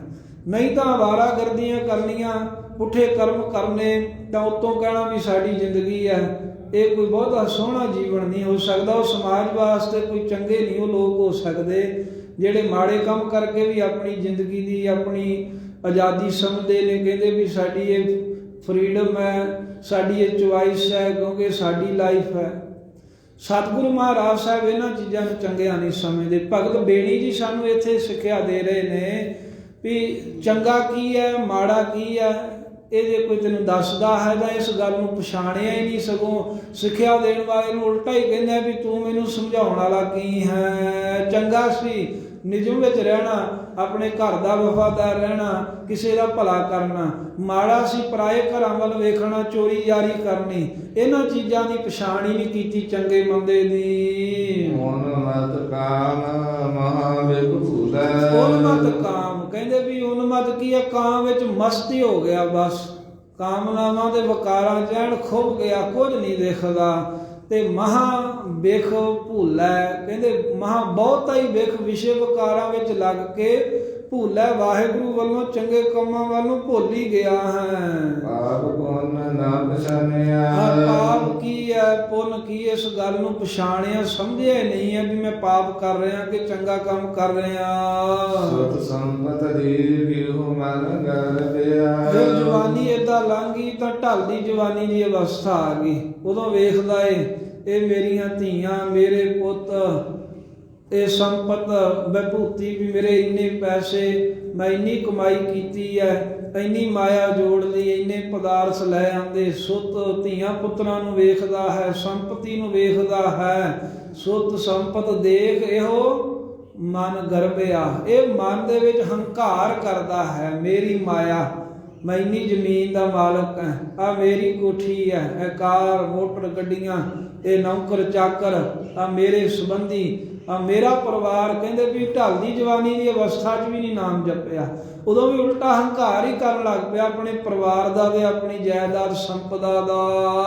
ਰਾਮ ਹਿਰਦੈ ਦੀ ਖੋਇਆ। ਰਾਮ ਪਰਮੇਸ਼ਰ ਨੂੰ ਹਿਰਦੇ ਤੋਂ ਐਵੇਂ ਭੁਲਾਇਆ ਜਿਵੇਂ ਕਹਿੰਦੇ ਗਵਾ ਹੀ ਦਿੱਤਾ ਹੋਵੇ। ਵਸਦਾ ਤਾਂ ਅੰਦਰ ਹੀ ਹੈ, ਪਰ ਕਹਿੰਦੇ ਉਹਨੂੰ ਭੁਲਾ ਹੀ ਛੱਡਿਆ ਜਿਵੇਂ ਗਵਾਚੀ ਚੀਜ਼ ਹੁੰਦਾ ਨਾ ਵੀ ਹੁਣ ਨਹੀਂ ਲੱਭਣੀ, ਬਸ ਰੋੜਿਆ ਅਵਸਥਾ ਆ ਗਈ। ਉਦੋਂ ਵੀ ਪਰਮੇਸ਼ਰ ਅਕਾਲ ਪੁਰਖ ਦਾ ਨਾਮ ਨਾ ਜਪਿਆ, ਵਾਹਿਗੁਰੂ ਦੇ ਨਾਮ ਨੂੰ ਦਿਲ ਚੋਂ ਭੁਲਾ ਹੀ ਛੱਡਿਆ, ਗਵਾ ਹੀ ਛੱਡਿਆ। ਅਵਰ ਮਰਤ ਮਾਇਆ ਮਨ ਤੁਰੀ। ਤੇ ਸਗੋਂ ਚੰਗਾ ਕੰਮ ਕਰਨ ਦੀ ਥਾਂ ਤੇ ਅਵਰ ਮਰਤ ਮਾਇਆ ਮਨ ਤੋਲੇ। ਜਦੋਂ ਅਵਰ ਹੋਰ ਮਰਦਾ ਹੈ ਨਾ ਕੋਈ ਨੇੜੇ ਦਾ ਸੰਬੰਧੀ, ਤੇ ਇਹਨੂੰ ਮਰਨ ਦਾ ਦੁੱਖ ਬਾਹਰੋਂ ਭਾਵੇਂ ਵਿਖਾਵੇ, ਪਰ ਹੋਰਾਂ ਦੇ ਮਰਨ ਦੇ ਨਾਲ ਮਨ ਹੀ ਮਨ ਮਾਇਆ ਨੂੰ ਤੋਲਦਾ ਵੀ ਇਹ ਮਰ ਗਿਆ, ਹੁਣ ਮੇਰੇ ਹਿੱਸੇ ਇੰਨੀ ਪੈਲੀ ਹੋਰ ਆ ਜੂ, ਹੁਣ ਮੇਰੇ ਹਿੱਸੇ ਕਹਿੰਦਾ ਇੰਨੇ ਪੈਸੇ, ਇੰਨੇ ਹੀ ਬਣ ਗਈ ਮਾਇਆ ਮੇਰੀ ਹੋਰ।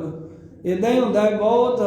ਕੋਈ ਚੜ੍ਹਾਈ ਕਰ ਜੇ ਬਜ਼ੁਰਗ, ਉਹ ਉੱਤੋਂ ਤੋਂ ਕਹਿੰਦੇ ਆ ਵੀ ਮਾਪੇ ਸੀ, ਪਰ ਦਿਲੋਂ ਦਾ ਬੜੇ ਚਿਰ ਦਾ ਹੀ ਚਾਹੁੰਦਾ ਸੀ ਵੀ ਇਹ ਹਿੱਸਾ ਇਹਨਾਂ ਦਾ ਵੀ ਹੁਣ ਮੈਨੂੰ ਮਿਲ ਹੀ ਜਾਵੇ, ਵੀ ਮੇਰੀ ਪੈਲੀ ਹੋਰ ਵੱਧ ਜੂ, ਹੁਣ ਕਿੱਲਾ ਵੱਧ ਗਿਆ, ਹੁਣ ਮੇਰਾ ਘਰ 'ਚ ਹਿੱਸਾ ਵੱਧ ਗਿਆ, ਇੰਨੇ ਪੈਸੇ ਸਨ ਉਹਦੇ ਵਿੱਚ ਇੰਨਾ ਮੇਰਾ ਹਿੱਸਾ ਹੋ ਗਿਆ। ਕਹਿੰਦੇ ਹੋਰ ਤਾਂ ਮਰਦਾ ਹੈ ਕੋਈ, ਜਦੋਂ ਸੰਬੰਧੀ ਨੇੜੇ ਦਾ ਕੋਈ ਅੰਗ ਸਾਕ, ਉਹ ਤਾਂ ਮਰ ਗਿਆ, ਪਰ ਉੱਥੇ ਬੈਠਾ ਹੋਇਆ ਵੀ ਮਨ ਦੇ ਵਿੱਚ ਇਹੀ ਵਿਚਾਰਾਂ ਕਰਦਾ ਰਹਿੰਦਾ ਵੀ ਮੈਨੂੰ ਇੰਨਾ ਹਿੱਸਾ ਆਊਗਾ, ਮੈਂ ਫਲਾਣੇ ਨੂੰ ਕਹਿ ਦੇਣਾ ਵੀ ਮੇਰਾ ਹੁਣ ਇੰਨਾ ਬਣਦਾ, ਇੰਨਾ ਖਰਚੇ ਦੇ ਵਿੱਚ ਮੈਂ ਕਰ ਦਿੱਤਾ।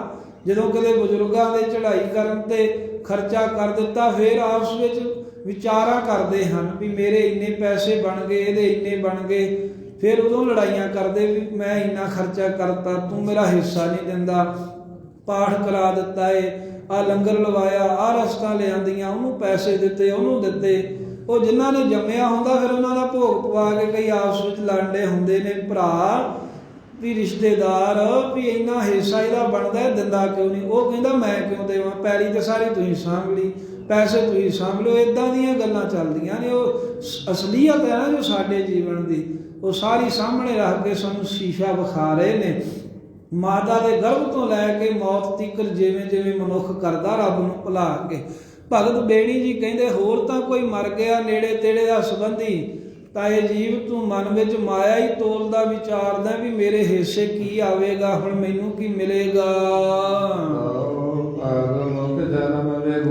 ਤਾਂ ਫਿਰ ਕਹਿੰਦੇ ਇਸੇ ਤਰ੍ਹਾਂ ਭਾਗ ਦੇ ਭੋਗਣ ਵਿੱਚ ਮੁਖ ਦੇ ਰਸਾਂ ਕਸਾਂ ਦੇ ਵਿੱਚ ਹੀ ਆਪਣਾ ਜਨਮ ਸਾਰਾ ਵਗੋਇਆ, ਖਬਰਾਬ ਕਰ ਲਿਆ, ਵਿਸ਼ੇ ਭੋਗ ਲਏ, ਸਰੀਰ ਕਰਕੇ ਵਕਾਰ ਭੋਗੇ, ਮੂੰਹ ਕਰਕੇ ਕਈ ਤਰ੍ਹਾਂ ਦੇ ਚਸਕੇ ਖਾਦੇ, ਰਸ ਖਾਦੇ, ਮਾਸ ਸ਼ਰਾਬ ਇਹਨਾਂ ਚੀਜ਼ਾਂ ਨੂੰ ਪੀਣ ਖਾਣ ਦੇ ਵਿੱਚ, ਸਰੀਰ ਕਰਕੇ ਕਹਿੰਦੇ ਵੀ ਵਿਕਾਰ ਭੋਗਣ ਦੇ ਵਿੱਚ ਇਸੇ ਤਰ੍ਹਾਂ ਹੀ ਆਪਣਾ ਜਨਮ ਜਿਹੜਾ ਸੀ ਵਗੋਇਆ, ਖਰਾਬ ਕਰ ਲਿਆ, ਜ਼ਿੰਦਗੀ ਸਾਰੀ ਖਰਾਬ ਕਰਤੀ, ਮਾੜੇ ਕਰਮ ਕਰਦੇ ਆ।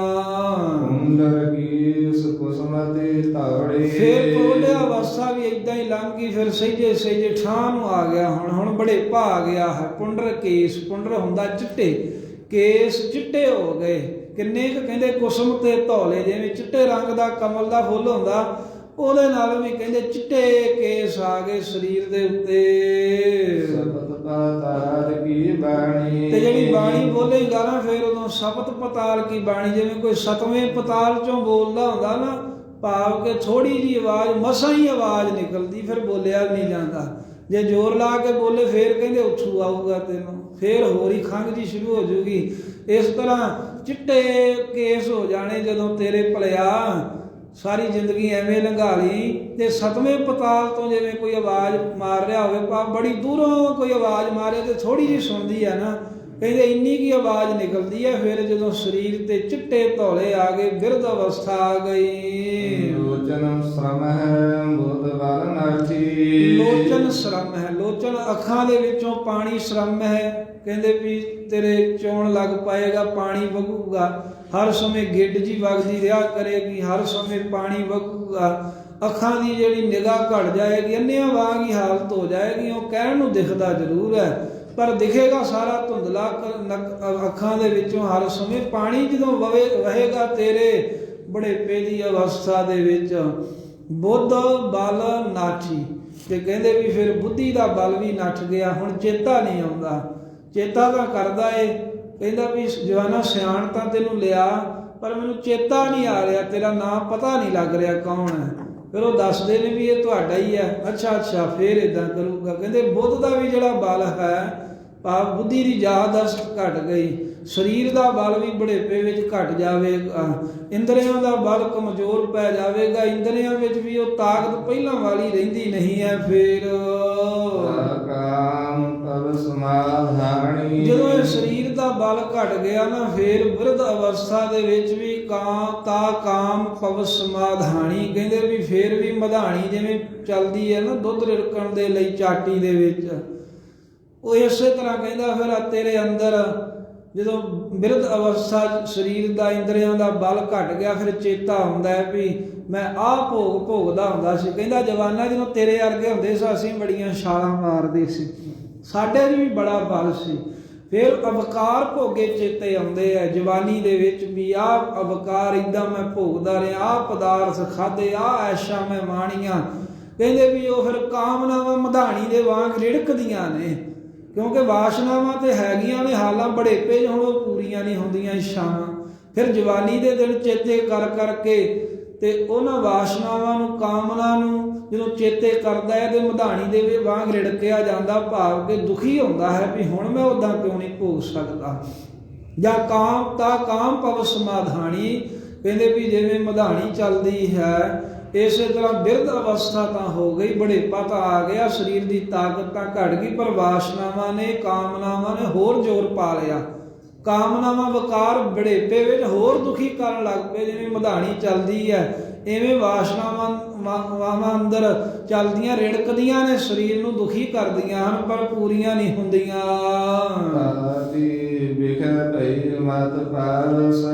ਇਸ ਪ੍ਰਕਾਰ ਦੇ ਨਾਲ ਭਗਤ ਬੇਣੀ ਜੀ ਕਹਿੰਦੇ ਕਹਿੰਦੇ ਇਸ ਕਰਕੇ ਨਾ ਵਿਖੈ ਜਿਹੜੇ ਵਿਸ਼ੇ ਵਕਾਰ ਹਨ ਉਹਨਾਂ ਦੀਆਂ ਸੋਚਾਂ ਦੇ ਵਿੱਚ ਭਈ ਮਤ ਪਾਵਸ, ਜਿਹੜੀ ਮਤ ਹੈ ਨਾ ਇਹ ਪਾਵਸ ਕੀ ਹੁੰਦੀ ਹੈ, ਵਰਖਾ ਰੁੱਤ, ਸਾਉਣ ਤੇ ਭਾਦੋਂ ਇਹ 2 ਮਹੀਨਿਆਂ ਨੂੰ ਪਾਪ ਸਰੁੱਤ ਕਹਿੰਦੇ ਹਨ। ਜਦੋਂ ਇਹਦੇ ਵਿੱਚ ਬਹੁਤ ਜ਼ਿਆਦਾ ਮੀਂਹ ਪੈਂਦਾ ਹੈ ਨਾ ਤੇ ਸਾਰੇ ਪਾਸੇ ਜਾਲਾ ਜਿਹਾ ਕਾਲਖ ਜਿਹੀ ਹੋ ਜਾਂਦੀ ਹੈ ਨਾ, ਕਾਲੇ ਕਾਲੇ ਹਰ ਇੱਕ ਚੀਜ਼ ਹੋਣ ਲੱਗ ਪੈਂਦੀ ਹੈ।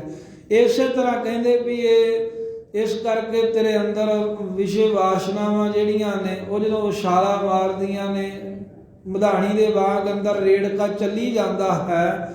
ਬੜੇਪੇ ਦੀ ਅਵਸਥਾ ਦੇ ਵਿੱਚ ਵੀ ਵਿਸ਼ੇ ਵਿਕਾਰ ਜਿਹੜੇ ਨੇ ਇਹ ਮਤ ਨੂੰ ਕਾਲੀ ਕਰੀ ਛੱਡਦੇ ਨੇ। ਮਤ ਕਾਲਸ਼ ਦੇ ਨਾਲ ਕਾਲੀ ਹੋ ਗਈ ਵਿਕਾਰਾਂ ਦੀ। ਵਰਖਾ ਦੀ ਰੁੱਤ ਦੇ ਵਾਂਗ ਫੁਰਨੇ ਨਾਲ ਨਹੀਂ ਹਟੇ, ਜਿਵੇਂ ਮੀਂਹ ਪੈਂਦਾ ਹੈ ਨਾ, ਐਵੇਂ ਕਹਿੰਦੇ ਮਤ ਦੇ ਉੱਤੇ ਵਿਸ਼ੇ ਵਾਸ਼ਨਾ ਦਾ, ਵਿਕਾਰਾਂ ਦਾ, ਕਾਮਨਾਵਾਂ ਦਾ ਮਨੋਂ ਮੀਂਹ ਹੀ ਪੈ ਰਿਹਾ ਹੈ। ਜ਼ਹਿਰ ਦੇ ਵਿੱਚ ਵਿਸ਼ੇ ਵਿਕਾਰਾਂ ਦੇ ਵਿੱਚ ਹੀ ਸੁਰਤ ਹਾਲਾਂ ਵੀ ਲੱਗੀ ਹੋਈ ਹੈ। ਕਾਇਆ ਕਮਲ ਕਮਲਾਣਾ, ਜਿਹੜੀ ਕਾਇਆ ਦੇਹ ਸੀ ਉਹ ਕਮਲ ਦੇ ਵਾਂਗ ਕਮਲਾਣਾ ਕਮਲਾ ਗਈ, ਕਿਉਂਕਿ ਕਮਲ ਦਾ ਫੁੱਲ ਚਾਹੁੰਦਾ ਹੈ ਵੀ ਸੂਰਜ ਚੜ੍ਹਿਆ ਰਹੇ। ਜਦੋਂ ਮੀਂਹ ਪੈਣੋਂ ਨਾ ਹਟੇ ਫਿਰ ਉਹ ਕਮਲਾ ਜਾਂਦਾ ਹੈ ਵਿਚਾਰਾ, ਕਿਉਂਕਿ ਸੂਰਜ ਨਹੀਂ ਨਾ ਵੇਖਿਆ। ਇਸੇ ਤਰ੍ਹਾਂ ਭਗਤ ਬੇਣੀ ਜੀ ਕਹਿੰਦੇ ਹਨ, ਜਦੋਂ ਵਿਸ਼ੇ ਵਿਕਾਰਾਂ ਦੇ ਵਿੱਚ ਮੱਤ ਜਿਹੜੀ ਆ ਉਹ ਕਾਲੀ ਹੋ ਗਈ ਨਾ, ਤਾਂ ਜਿਹੜੀ ਕਾਇਆ ਹੈ, ਸਰੀਰ ਹੈ, ਇਹ ਸਰੀਰ ਵੀ ਕਮਲ ਦੇ ਵਾਂਗ ਕਮਲਾਣਾ ਕਮਲਾ ਜਾਂਦਾ। ਝੁਰੜੀਆਂ ਪੈ ਗਈਆਂ, ਢਿੱਲਾ ਜਿਹਾ ਹੋ ਗਿਆ ਸਰੀਰ, ਪੈਰ ਕੰਬਣ ਲੱਗ ਪਏ, ਹੱਥ ਕੰਬਦੇ ਐ, ਸਹਿਜੇ ਸਹਿਜੇ ਗਰਦਨ ਵੀ ਹਿੱਲਣ ਲੱਗ ਪਈ, ਚੰਗੀ ਤਰ੍ਹਾਂ ਲਫ਼ਜ਼ ਜ਼ੁਬਾਨ ਤੋਂ ਕੋਈ ਨਹੀਂ ਨਿਕਲਦਾ। ਇਵੇਂ ਸਰੀਰ ਵੀ ਕਮਲ ਦੇ ਵਾਂਗ ਕੁਮਲਾ ਗਿਆ, ਬਿਲਕੁਲ ਹੀ ਬਲ ਤੋਂ ਰਹਿਤ ਨਿਸਥਲ ਹੋ ਗਿਆ। ਅਵਗਤ ਬਾਣ ਛੋੜ ਮ੍ਰਿਤ ਮੰਡਲ, ਅਵਗਤ ਬਾਣ ਛੋੜ ਮ੍ਰਿਤ ਮੰਡਲ। ਤੇ ਕਹਿੰਦੇ ਫੇਰ ਅਵਗਤ ਬਾਣ, ਅਵਗਤ ਜਿਹੜੀਆਂ ਭੈੜੀਆਂ ਬਾਣ ਆਦਤਾਂ ਨੇ, ਉਦੋਂ ਸੰਬੰਧੀ ਵੀ ਕਹਿੰਦੇ ਛੋੜ ਛੱਡ ਦੇ। ਹੁਣ ਤਾਂ ਕਹਿੰਦੇ ਮਰਨ ਕਿਨਾਰੇ ਆਇਆ, ਹੁਣ ਤਾਂ ਮਾੜੇ ਕੰਮ ਮਾੜੀਆਂ ਗੱਲਾਂ ਛੱਡ ਦੇ। ਹਾਲਾਂ ਵੀ ਕਹਿੰਦੇ ਵੀ ਤੂੰ ਇਹ ਮੂੰਹ ਦੇ ਵਿੱਚੋਂ ਮਾੜਾ ਹੀ ਬੋਲਦਾ ਹੈ, ਕਹਿ ਦਿੰਦੇ ਨੇ ਨਾ, ਕਹਿੰਦੇ ਹੁਣ ਤਾਂ ਹਟ ਜਾ, ਹੁਣ ਤਾਂ ਅਗਲਾ ਪਾਸਾ ਤੇਰੇ ਨੇੜੇ ਆ ਗਿਆ, ਭੈੜੀਆਂ ਆਦਤਾਂ ਨਹੀਂ ਇਹਨੇ ਛੱਡੀਆਂ।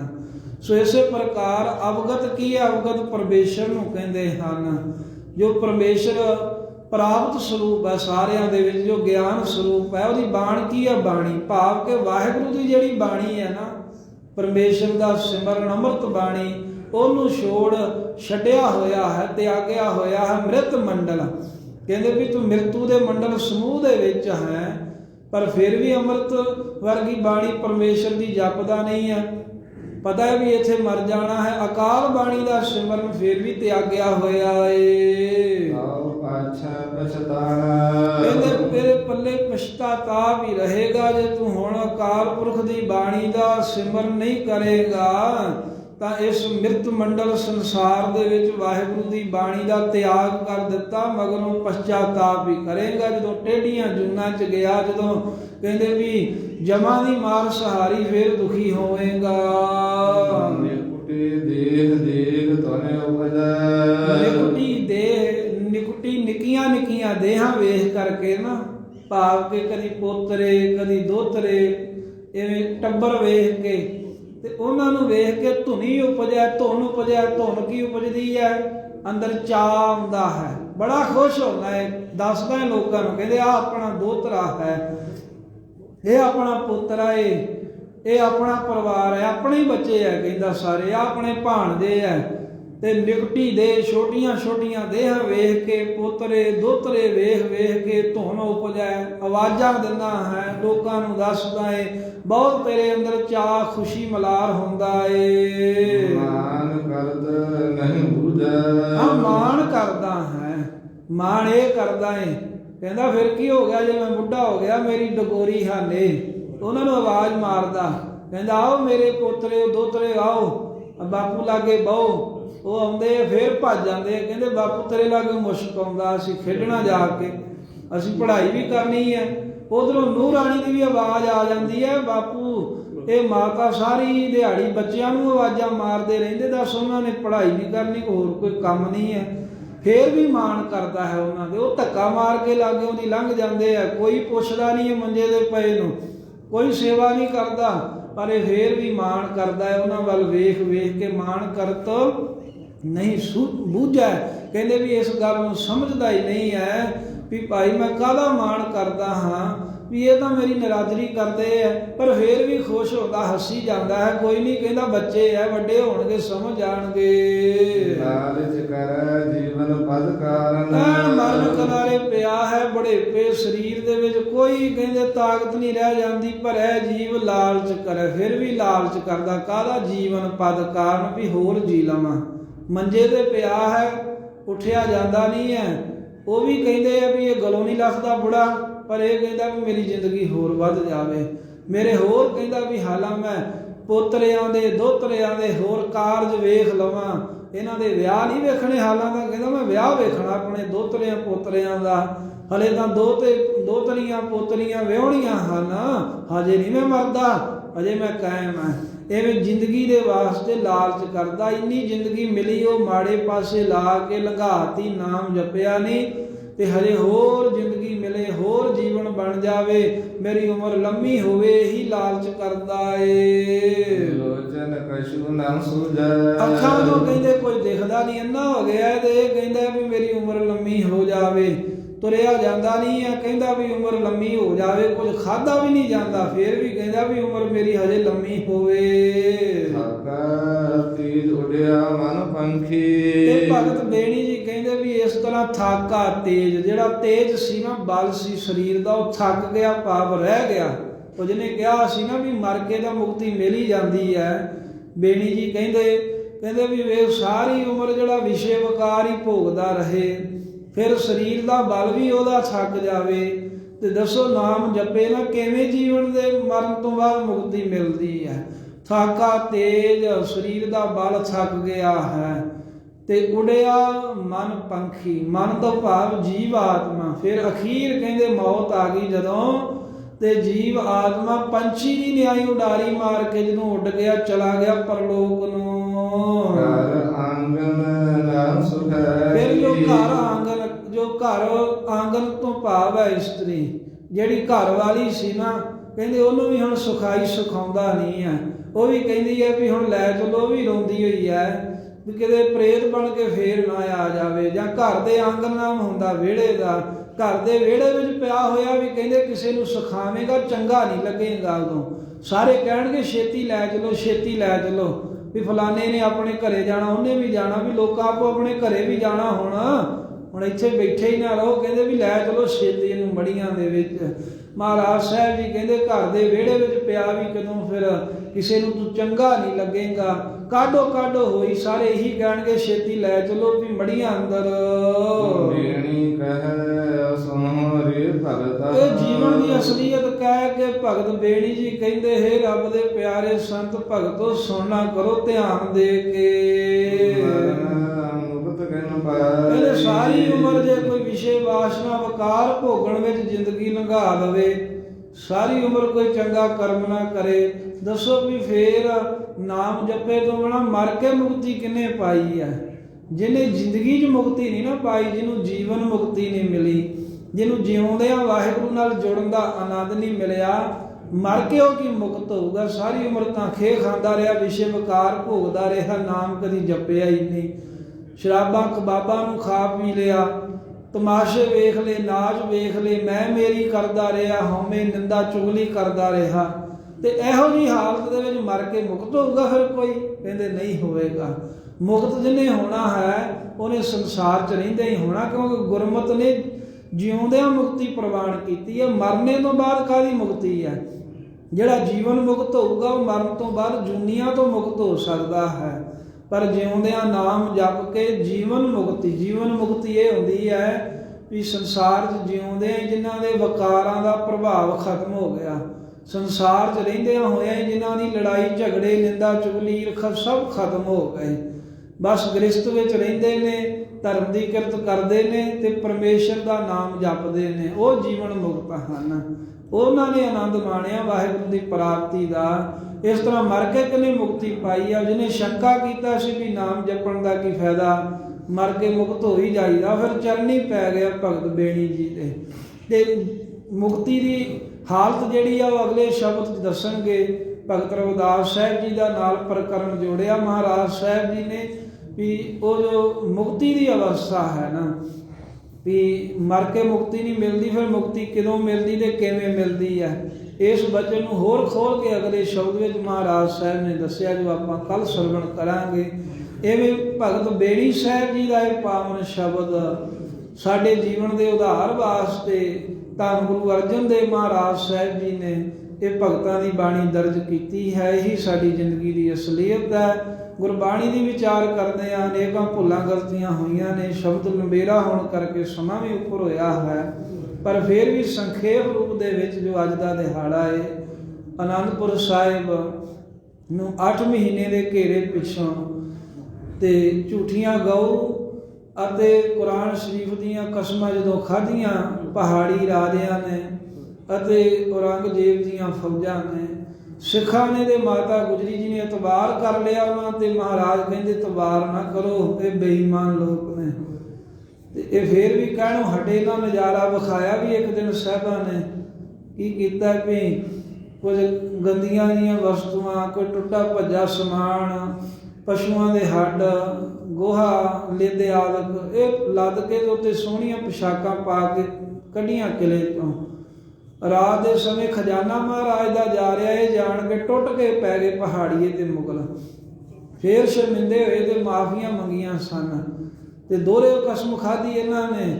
ਮਹਾਰਾਜ ਸਾਹਿਬ ਕਹਿੰਦੇ ਵੇਖ ਲਓ, ਫਿਰ ਜੇ ਸਾਡਾ ਹੁਣ ਬਚਨ ਨਹੀਂ ਮੰਨਦੇ ਫਿਰ ਸਾਨੂੰ ਨਾ ਕਿਹੋ, ਫਿਰ ਤੁਸੀਂ ਆਪਣੇ ਦੇਣਦਾਰ ਖੁਦ ਹੋਵੋਗੇ। ਸਿੱਖ ਦੁਖੀ ਸਨ। ਮਾਤਾ ਜੀ ਵੀ ਕਹਿੰਦੇ ਮਹਾਰਾਜ ਜਿਵੇਂ ਸਿੱਖ ਕਹਿੰਦੇ ਐਵੇਂ ਕਰ ਲਈਏ। ਅਨੰਦਪੁਰ ਸਾਹਿਬ ਦਾ ਅਸਥਾਨ ਛੱਡਣ ਦੀ ਤਿਆਰੀ ਕੀਤੀ ਮਹਾਰਾਜ ਜੀ ਨੇ। 6 ਪੋਹ ਦੀ ਰਾਤ ਨੂੰ ਤਿਆਰੀ ਹੋਈ ਹੈ ਤੇ 7 ਪੋਹ ਦੀ ਸਵੇਰ ਨੂੰ ਮਹਾਰਾਜ ਸਾਹਿਬ ਜੀ ਰਾਤ ਲਗਾਤਾਰ ਚੱਲਦਿਆਂ ਹੋਇਆਂ ਸਰਸਾ ਦੇ ਕੰਢੇ ਤੇ ਪਹੁੰਚੇ ਸਨ। ਜਦੋਂ ਅਨੰਦਪੁਰ ਸਾਹਿਬ ਤੋਂ ਨਿਕਲ ਕੇ ਹਾਲਾਂ ਕੀਰਤਪੁਰੀ ਲੰਘੇ ਸੀ ਤੇ ਮਗਰੋਂ ਆਵਾਜ਼ਾਂ ਆਉਣ ਲੱਗ ਪਈਆਂ, ਫੜ ਲਓ, ਮਾਰ ਲਓ। ਉਹ ਜੈ ਅਲੀ ਦੇ ਨਾਅਰੇ ਲਾਉਣ ਲੱਗ ਪਏ, ਉਹ ਜੈ ਸ਼੍ਰੀ ਰਾਮ ਦੇ ਨਾਅਰੇ ਲਾਉਣ ਲੱਗ ਪਏ। ਪਹਾੜੀਏ ਕਹਿੰਦੇ ਨੇ ਜੈ ਸ਼੍ਰੀ ਰਾਮ ਕਹਿ ਕੇ ਪੈ ਟੁੱਟੋ, ਸਿੱਖਾਂ ਨੂੰ ਫੜ ਲਓ। ਗੁਰੂ ਚਲੇ ਗਿਆ, ਮਾਰ ਲਓ।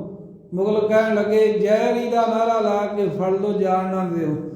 ਵਿਸਾਖਾ ਉਹਨਾਂ ਨੇ ਉਸੇ ਵੇਲੇ ਕਰ ਦਿੱਤਾ। ਸਿੱਖ ਮਾਤਾ ਜੀ ਬਾਅਦ ਪਛਤਾਏ ਵੀ ਅਸੀਂ ਬਚਨ ਨਹੀਂ ਗੁਰੂ ਸਾਹਿਬ ਗੁਰੂ ਗੋਬਿੰਦ ਸਿੰਘ ਮਹਾਰਾਜ ਦਾ ਮੰਨਿਆ, ਪਰ ਉਦੋਂ ਹੁਣ ਪਛਤਾਉਣ ਦਾ ਵੀ ਕੀ ਫਾਇਦਾ ਸੀ।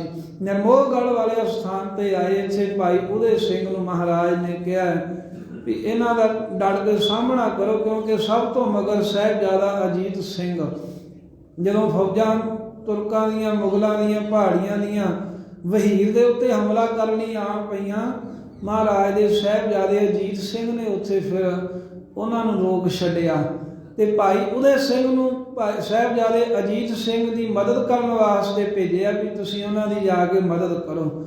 ਆਪ ਅੱਗੇ ਨੂੰ ਚੱਲਦੇ ਗਏ। ਕਿੱਥੇ 12 ਖੋਹ ਦੀ ਮੰਜ਼ਿਲ ਕਰਕੇ ਉਹਨਾਂ ਸਮਿਆਂ 'ਚ ਵਿਸ਼ਰਾਮ ਕਰ ਲੈਂਦੇ ਹੁੰਦੇ ਸਨ, ਪਰ ਕਿੱਥੇ ਅਨੰਦਪੁਰੋਂ ਰੋਪੜ ਜਿਹੜਾ ਹੈ 40 ਕਿਲੋਮੀਟਰ ਦੇ ਕਰੀਬ ਦਾ ਪਿੰਡ ਹੈ, ਇਹ ਵੀ ਲਗਾਤਾਰ ਤੁਰਦੇ ਰਹੇ। ਭਾਈ ਉਦੇ ਸਿੰਘ ਜੀ ਆਏ, ਬਾਬਾ ਅਜੀਤ ਸਿੰਘ ਜੀ ਨੂੰ ਅੱਗੇ ਭੇਜਦਾ ਵੀ ਤੁਸੀਂ ਮਹਾਰਾਜ ਦੇ ਲਾਗੇ ਚਲੋ। ਆਪ ਜੰਗ ਕਰਦੇ ਰਹੇ। 100 ਸਿੰਘਾਂ ਦਾ ਜਥਾ ਲੈ ਕਰਕੇ ਗੁਰੂ ਕਲਗੀਧਰ ਮਹਾਰਾਜ ਨੇ ਪੁਸ਼ਾਕ ਤੇ ਜੋੜਾ ਭਾਈ ਉਦੇ ਸਿੰਘ ਨੂੰ ਬਖਸ਼ਿਆ ਸੀ ਆਪਣਾ, ਜਿਹਨੇ ਕੇਸਰੀ ਚੰਦ ਦਾ ਸਿਰ ਵੱਢ ਕੇ ਲਿਆਂਦਾ ਸੀ। ਲੜਦਿਆਂ ਲੜਦਿਆਂ 5 ਕੋਹ ਤੀਕਰ ਭਾਈ ਉਦੇ ਸਿੰਘ ਨੇ ਮੁਗਲ ਤੇ ਪਹਾੜੀ ਫੌਜਾਂ ਨੂੰ ਰੋਕ ਕੇ ਰੱਖਿਆ। 5 ਕੋਹ ਤੋਂ ਬਾਅਦ ਅੱਜ ਦੀ ਜਿਹੜੀ ਸਵੇਰ ਹੈ, ਅੰਮ੍ਰਿਤ ਵੇਲੇ ਹਨੇਰੇ ਮੂੰਹ ਮਨੇਰੇ ਭਾਈ ਉਦੇ ਸਿੰਘ ਜੀ ਜੂਝਦਿਆਂ ਹੋਇਆਂ ਆਪਣੇ ਸਿੰਘਾਂ ਦੇ ਸੇਵਕਾਂ ਜਥੇ ਦੇ ਨਾਲ ਸ਼ਹਾਦਤ ਦਾ ਜਾਮ ਪੀ ਕੇ ਜਦੋਂ ਭਾਈ ਉਦੇ ਸਿੰਘ ਦੀ ਸ਼ਹਾਦਤ ਹੋਈ, ਬਾਬਾ ਜੀਵਨ ਸਿੰਘ ਜੀ ਜੋ ਭਾਈ ਜੈਤਾ ਜੀ ਸਨ, ਭਾਈ ਜੀਵਨ ਸਿੰਘ ਜੀ ਨੇ ਉਸ ਵੇਲੇ ਮੋਰਚਾ ਸੰਭਾਲਿਆ। ਸਰਸਾ ਨਦੀ ਦੇ ਕਿਨਾਰੇ ਤੇ ਪਹੁੰਚੇ। ਇੱਥੇ ਮਹਾਰਾਜ ਨੇ ਅੱਜ ਅੰਮ੍ਰਿਤ ਵੇਲੇ ਦੀਵਾਨ ਸਜਾਇਆ। ਆਸਾ ਜੀ ਦੀ ਵਾਰ ਦਾ ਕੀਰਤਨ ਹੋਇਆ। ਨਵੇਂ ਪੂਰਣੇ ਪਾਏ ਵੀ ਭਾਵੇਂ ਗੋਲੀਆਂ ਵਰ ਰਹੀਆਂ ਹੋਣ, ਸਿੱਖ ਨਿਤਨੇਮ ਨਾ ਛੱਡੇ। ਫਿਰ ਸਮਾਪਤੀ ਕਰਕੇ ਸਰਸਾ ਨਦੀ ਦਾ ਜੋ ਪਾਣੀ ਚੜ੍ਹਿਆ ਸੀ, ਜਦੋਂ ਪਾਰ ਕੀਤਾ, ਇੱਥੋਂ ਪਰਿਵਾਰ 3 ਹਿੱਸਿਆਂ ਦੇ ਵਿੱਚ ਮਹਾਰਾਜ ਜੀ ਦਾ ਅੱਜ ਦੇ ਦਿਨ ਵੰਡਿਆ ਗਿਆ। ਛੋਟੇ ਸਾਹਿਬਜ਼ਾਦੇ ਬਿਰਧ ਮਾਤਾ ਉਹ ਇੱਕ ਪਾਸੇ ਚਲੇ ਗਏ। ਵੱਡੇ ਸਾਹਿਬਜ਼ਾਦੇ ਤੇ ਕੁਝ ਸਿੰਘ ਮਹਾਰਾਜ ਦੇ ਨਾਲ 10ਵੇਂ ਸਤਿਗੁਰਾਂ ਨਾਲ ਰੋਪੜ ਨੂੰ ਆ ਗਏ ਅਤੇ ਮਾਤਾ ਸਾਹਿਬ ਕੌਰ ਤੇ ਮਾਤਾ ਸੁੰਦਰੀ ਜੀ, ਭਾਈ ਮਨੀ ਸਿੰਘ, ਜਵਾਹਰ ਸਿੰਘ ਅਰੋੜਾ ਸਿੱਖ ਦਿੱਲੀ ਨਿਵਾਸੀ, ਉਹਨਾਂ ਦੇ ਨਾਲ ਉਹ ਇੱਕ ਪਾਸੇ ਨੂੰ ਨਿਕਲ ਗਏ। 3 ਹਿੱਸਿਆਂ 'ਚ ਪਰਿਵਾਰ ਹੋ ਗਿਆ। ਸਭ ਤੋਂ ਪਿੱਛੇ ਬਾਬਾ ਅਜੀਤ ਸਿੰਘ ਤੁਰਕ ਫੌਜਾਂ ਨੂੰ, ਪਹਾੜੀ ਫੌਜਾਂ ਨੂੰ ਰੋਕ ਰਹੇ ਨੇ ਵੀ ਸਰਸਾ ਸੌਖੀ ਪਾਰ ਹੋਵੇ। ਤੇ ਬਾਬਾ ਜੀਵਨ ਸਿੰਘ ਜੀ ਕਹਿਣ ਲੱਗੇ, ਹੇ ਸਾਹਿਬਜ਼ਾਦਾ ਅਜੀਤ ਸਿੰਘ ਜੀ, ਤੁਹਾਡਾ ਸੇਵਕ ਜਿੰਨਾ ਚਿਰ ਹੈ ਤੁਹਾਨੂੰ ਇੱਥੇ ਰੁਕਣ ਦੀ ਲੋੜ ਨਹੀਂ, ਤੁਸੀਂ ਵੀ ਸਰਸਾ ਪਾਰ ਕਰ ਜਾਓ। ਬਾਬਾ ਅਜੀਤ ਸਿੰਘ ਜੀ ਨੂੰ ਅੱਗੇ ਭੇਜ ਦਿੱਤਾ। ਸਾਹਿਬ ਬਾਬਾ ਜੀਵਨ ਸਿੰਘ ਸਾਹਿਬ ਭਾਈ ਉਦੈ ਸਿੰਘ ਤੋਂ ਬਾਅਦ ਸਰਸਾ ਦੇ ਕਿਨਾਰੇ ਦੇ ਉਰਲੇ ਪਾਸੇ, ਜਿੱਧਰੋਂ ਅਨੰਦਪੁਰ ਸਾਹਿਬ ਤੋਂ ਆਈਦਾ ਹੈ, ਉੱਥੇ ਲੜਦਿਆਂ ਹੋਇਆਂ, ਵੈਰੀ ਦਲ ਨੂੰ ਰੋਕਦਿਆਂ ਹੋਇਆਂ, ਜੰਗੇ ਆਜ਼ਾਦੀ ਦੇ ਵਾਸਤੇ ਜੰਗੇ ਮੈਦਾਨ ਦੇ ਵਿੱਚ ਜੋ ਤੋਂ ਪ੍ਰੇਮ ਖਿਲਣ ਕਾ ਚਾਉ ਦੇ ਸਿਧਾਂਤ ਦੇ ਮੁਤਾਬਕ ਜੂਝਦਿਆਂ ਹੋਇਆਂ ਸ਼ਹਾਦਤ ਦਾ ਜਾਮ ਪ੍ਰਾਪਤ ਕਰ ਗਏ। ਜਦੋਂ ਅਨੰਦਪੁਰ ਸਾਹਿਬ ਤੋਂ ਚੱਲੇ ਸਨ, 500-600 ਦੇ ਕਰੀਬ ਸਿੰਘ ਸਨ ਮਹਾਰਾਜ ਜੀ ਦੇ ਨਾਲ। ਜਦੋਂ ਸਰਸਾ ਪਾਰ ਕਰਕੇ ਮਹਾਰਾਜ ਚਮਕੌਰ ਦੀ ਗੜੀ ਵਿੱਚ ਪਹੁੰਚੇ, ਉਦੋਂ ਕੇਵਲ 40 ਸਿੰਘ ਸਾਹਿਬਜ਼ਾਦਿਆਂ ਸਮੇਤ ਰਹਿ ਗਏ ਮਹਾਰਾਜ ਦੇ ਨਾਲ। ਇੰਨਾ ਨੁਕਸਾਨ ਹੋਇਆ, ਕੁਝ ਸ਼ਹੀਦ ਹੋ ਗਏ, ਕੁਝ ਸਰਸਾ ਦੇ ਵਿੱਚ ਰੁੜ ਗਏ, ਤੇ ਕੁਝ ਰਾਹ ਭੁੱਲ ਕਰਕੇ ਕੁਝ ਕੁ ਸਿੰਘ ਹੋਰ ਰਾਹਾਂ ਨੂੰ ਚਲੇ ਗਏ। ਸੋ ਅੱਜ ਦੀ ਰਾਤ ਤੇ ਅੱਜ ਦੀ ਸਵੇਰ ਹੈ ਜਿਹੜੀ ਲੰਘ ਕੇ ਗਈ ਹੈ, ਜਿਸ ਦਿਨ ਆਨੰਦਾਂ ਦੀ ਪੁਰੀ ਨੂੰ ਗੁਰੂ ਗੋਬਿੰਦ ਸਿੰਘ ਮਹਾਰਾਜ ਨੇ ਤਿਆਗਿਆ, ਭਾਈ ਉਦੈ ਸਿੰਘ ਤੇ ਬਾਬਾ ਜੀਵਨ ਸਿੰਘ ਜੀ ਦੀ ਹੋਰ ਕਈ ਸਿੰਘਾਂ ਦੇ ਸਮੇਤ ਸ਼ਹਾਦਤ ਹੋਈ। ਉਹਨਾਂ ਸ਼ਹੀਦ ਸਿੰਘਾਂ ਦੇ ਚਰਨਾਂ ਤੇ ਨਮਸਕਾਰ ਹੈ, ਜਿਨ੍ਹਾਂ ਨੇ ਧਰਮ ਦੇ ਵਾਸਤੇ ਆਪਣੇ ਗੁਰੂ ਦੇ ਖਾਤਰ ਜਾਨਾਂ ਕੁਰਬਾਨ ਕੀਤੀਆਂ। ਬਾਕੀ ਵਿਸਥਾਰ ਦੀ ਸਾਖੀ ਆਪਾਂ ਇੱਕੇ ਦਿਨ ਜਿੱਦਣ ਸ਼ਹੀਦੀ ਦਿਹਾੜਾ ਹੋਏਗਾ ਵੱਡੇ ਸਾਹਿਬਜ਼ਾਦਿਆਂ ਦਾ, ਤੇ ਨਾਲ ਹੀ ਉਤੋਂ ਅਗਲੇ ਦਿਨ ਭਾਈ ਸੰਗਤ ਸਿੰਘ ਜੀ ਦਾ ਸਾਰੀ ਸਾਖੀ ਦੇ ਦਰਸ਼ਨ ਕਰ ਲਵਾਂਗੇ। ਸੋ ਅੱਜ ਦੇ ਦਿਨ ਸਾਧ ਸੰਗਤ ਸਰਸਾ ਤੇ ਮਹਾਰਾਜ ਦਾ ਪਰਿਵਾਰ ਵਿਛੜਿਆ ਸੀ, ਤੇ ਭਾਰੀ ਕਸ਼ਟਾਂ ਨੂੰ ਮਹਾਰਾਜ ਦੇ ਸੂਰਮਿਆਂ ਨੇ ਸਹਾਰ ਕੇ ਹੋਏ ਵੀ ਗੁਰੂ ਦੇ ਖਾਤਰ ਵਫਾਦਾਰੀ ਵਿਖਾ ਕੇ ਤੇ ਸ਼ਹਾਦਤਾਂ ਦੇ ਜਾਮ ਕੀਤੇ। ਭਾਈ ਉਦੈ ਸਿੰਘ, ਭਾਈ ਜੀਵਨ ਸਿੰਘ ਸਾਹਿਬ ਤੇ ਹੋਰ ਸੂਰਮਿਆਂ ਦੇ ਚਰਨਾਂ ਤੇ ਕਰੋੜਾਂ ਵਾਰ ਨਮਸਕਾਰ ਹੈ, ਜਿਨ੍ਹਾਂ ਨੇ ਧਰਮ ਵਾਸਤੇ ਆਪਾ ਕੁਰਬਾਨ ਕੀਤਾ। ਹੋਈਆਂ ਬੇਅੰਤ ਭੁੱਲਾਂ ਗਲਤੀਆਂ ਬਖਸ਼ ਦੇਣੀਆਂ, ਗੁਰੂ ਸਾਹਿਬ ਗੁਰੂ ਕੀ ਸੰਗਤ ਬਖਸ਼ਣਹਾਰ ਹੈ, ਬਖਸ਼ ਲੈਣਾ। ਸਕਲ ਤੀਜ ਉੱਡਿਆ ਮਨ ਪੰਖੀ, ਘਰ ਆਂਗਨ ਨਰਮ ਸੁਖਾਈ। ਬੇਣੀ ਕਹਿ ਸੁਨੋ ਹਰਿ ਭਗਤ, ਮਰਨ ਮੁਕਤ ਕਿਨ ਪਾਈ। ਵਾਹਿਗੁਰੂ ਜੀ ਕਾ ਖਾਲਸਾ,